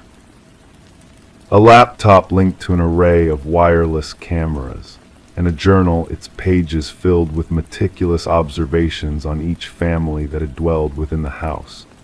Their routines, their schedules, their disputes, their vulnerabilities. The script matched that of the original builder, a man named Edward Kelvin. Public records indicated his demise during the house's construction, a fact that grew increasingly dubious as the inquiry unfolded. No trace of a death certificate. No funeral arrangements on record. Edward Kelvin had simply vanished from public archives. The journal's final entries spiraled into madness. Phrases like "they never look beneath" and "they never perceive me" recurred incessantly. The ultimate page bore a single sentence: "The subsequent family arrives tomorrow." Fingerprint comparison confirmed what had begun to dawn on the detectives. Edward Kelvin had never vacated the house he erected. Instead, he had retreated into its covert recesses, crafting a network of observation points to surveil families who believed themselves unobserved. The pursuit endured 3 days before they discovered him huddled within a crawlspace amid the second-floor chambers, his physique wiry and sinewy, adapted to navigating the narrow passageways he had fashioned within the walls. Blinking against the glare of the flashlights, his eyes reflected an unfamiliar brightness. During interrogation, Kelvin spoke of the families as if they were players in his private drama. He narrated their lives with the detached demeanor of a scientist scrutinizing specimens. He professed to never intrude, never thieve, never directly disrupt their existence. He had merely watched, recorded, chronicled. "They welcomed me in," he asserted to investigators, his tone soft and rational. "They signed the deeds, they became mine." The psychiatric evaluation concluded Kelvin suffered from severe delusions, perceiving himself as a custodian of the house rather than an intruder. The families were transient guests in what he regarded as his enduring abode. The Mercers refrained from revisiting the property. Like their predecessors, they abandoned their possessions, salvaging only what fit in suitcases. The house stood desolate as legal proceedings unfolded. The trial unveiled the extent of Kelvin's surveillance network, hidden chambers accessible solely through crawlspaces, observation points intricately woven into the structure, all meticulously planned prior to the initial brick being laid. The dwelling had been conceived as a voyeuristic contraption from the outset, its inhabitants unwitting participants in Kelvin's obsessive cataloging. Upon the jury's verdict, Kelvin exhibited no emotion. He had already withdrawn into the recesses of his mind, where he could roam unseen through the passages of the house, now existent solely in recollection. The property was ultimately razed, its earth excavated and replaced, yet for those families who had resided there the violation persisted. They were haunted not by what had been stripped from them, but by what had lurked unbeknownst to them, observing, listening, documenting their most intimate moments from within walls they trusted to shield them. Occasionally, in silent interludes, they found themselves glancing up at air vents, light fixtures, the junctures where walls met ceilings, pondering if they were truly solitary now, pondering if they ever had been. Story 25. The aged apartment exuded an air of antiquity, with its creaking heating system and clattering pipes creating a familiar yet eerie ambience. She had grown accustomed to these sounds, reassuring herself that they were merely quirks of an old building. But one night, a whisper, barely audible yet unmistakable, drifted through the vents. It was not the usual background noise of neighbors chatting on the phone. It was a soft, beckoning voice calling her name. Intrigued and slightly unnerved, she leaned in closer, pressing her ear against the cold metal grate. A chill swept past her, almost teasingly, as the voice spoke again. "I know you can hear me." Detective Morgan Shaw found herself in the heart of the deserted apartment, surrounded by the meticulous work of the forensics team. Cameras flashed, capturing every detail as they combed through the scene. The missing woman, Alina Reeves, had been absent for a week before the stench caught the attention of the building's manager. What they uncovered within the ventilation system was beyond comprehension. Officer Patel recounted Alina's claims of hearing voices through the vents, which had been dismissed by the building management as mere echoes of the building's aging infrastructure. Shaw, kneeling by the vent, observed the deep scratches surrounding it, evidence of a frantic attempt to pry it open from the inside. The chilling realization dawned on her: someone had been trapped within these walls, desperate to escape. Alina, a beloved kindergarten teacher with a penchant for nurturing plants and brightening her students' days, had exhibited signs of paranoia in the days leading up to her disappearance. Her sister revealed during an interview that Alina had been convinced of a sinister presence, whispering to her through the vents. Shaw surveyed the apartment anew, noticing details that hinted at a sinister presence lingering in the shadows. As the investigation unfolded, eerie revelations came to light.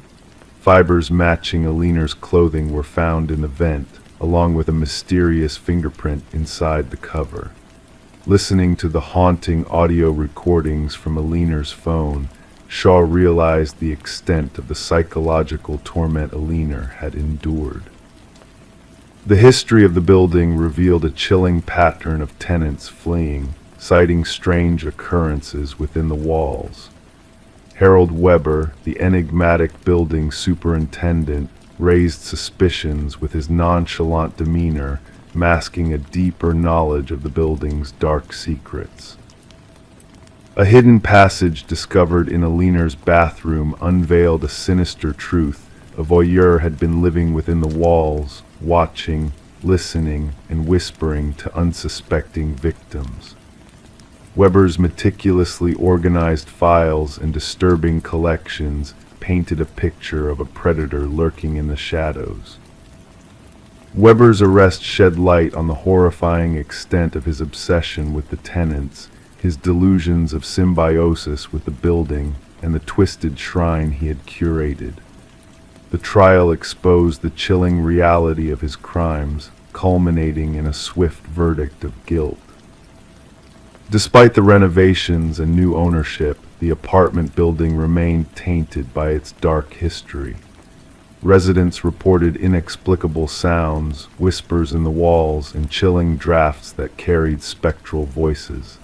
The echoes of the past lingered, blending with the groans of the heating system and the rattling of pipes, creating an atmosphere of unease that refused to dissipate. Story 26. In the silent embrace of the night, the old house stood as a sentinel of forgotten memories.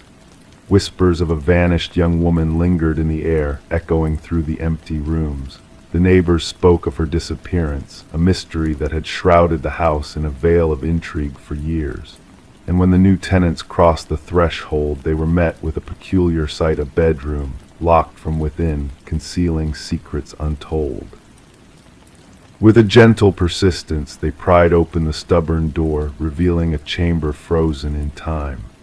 The air was thick with the weight of neglect, dust dancing in the dim light, yet amidst the stillness an unsettling order prevailed.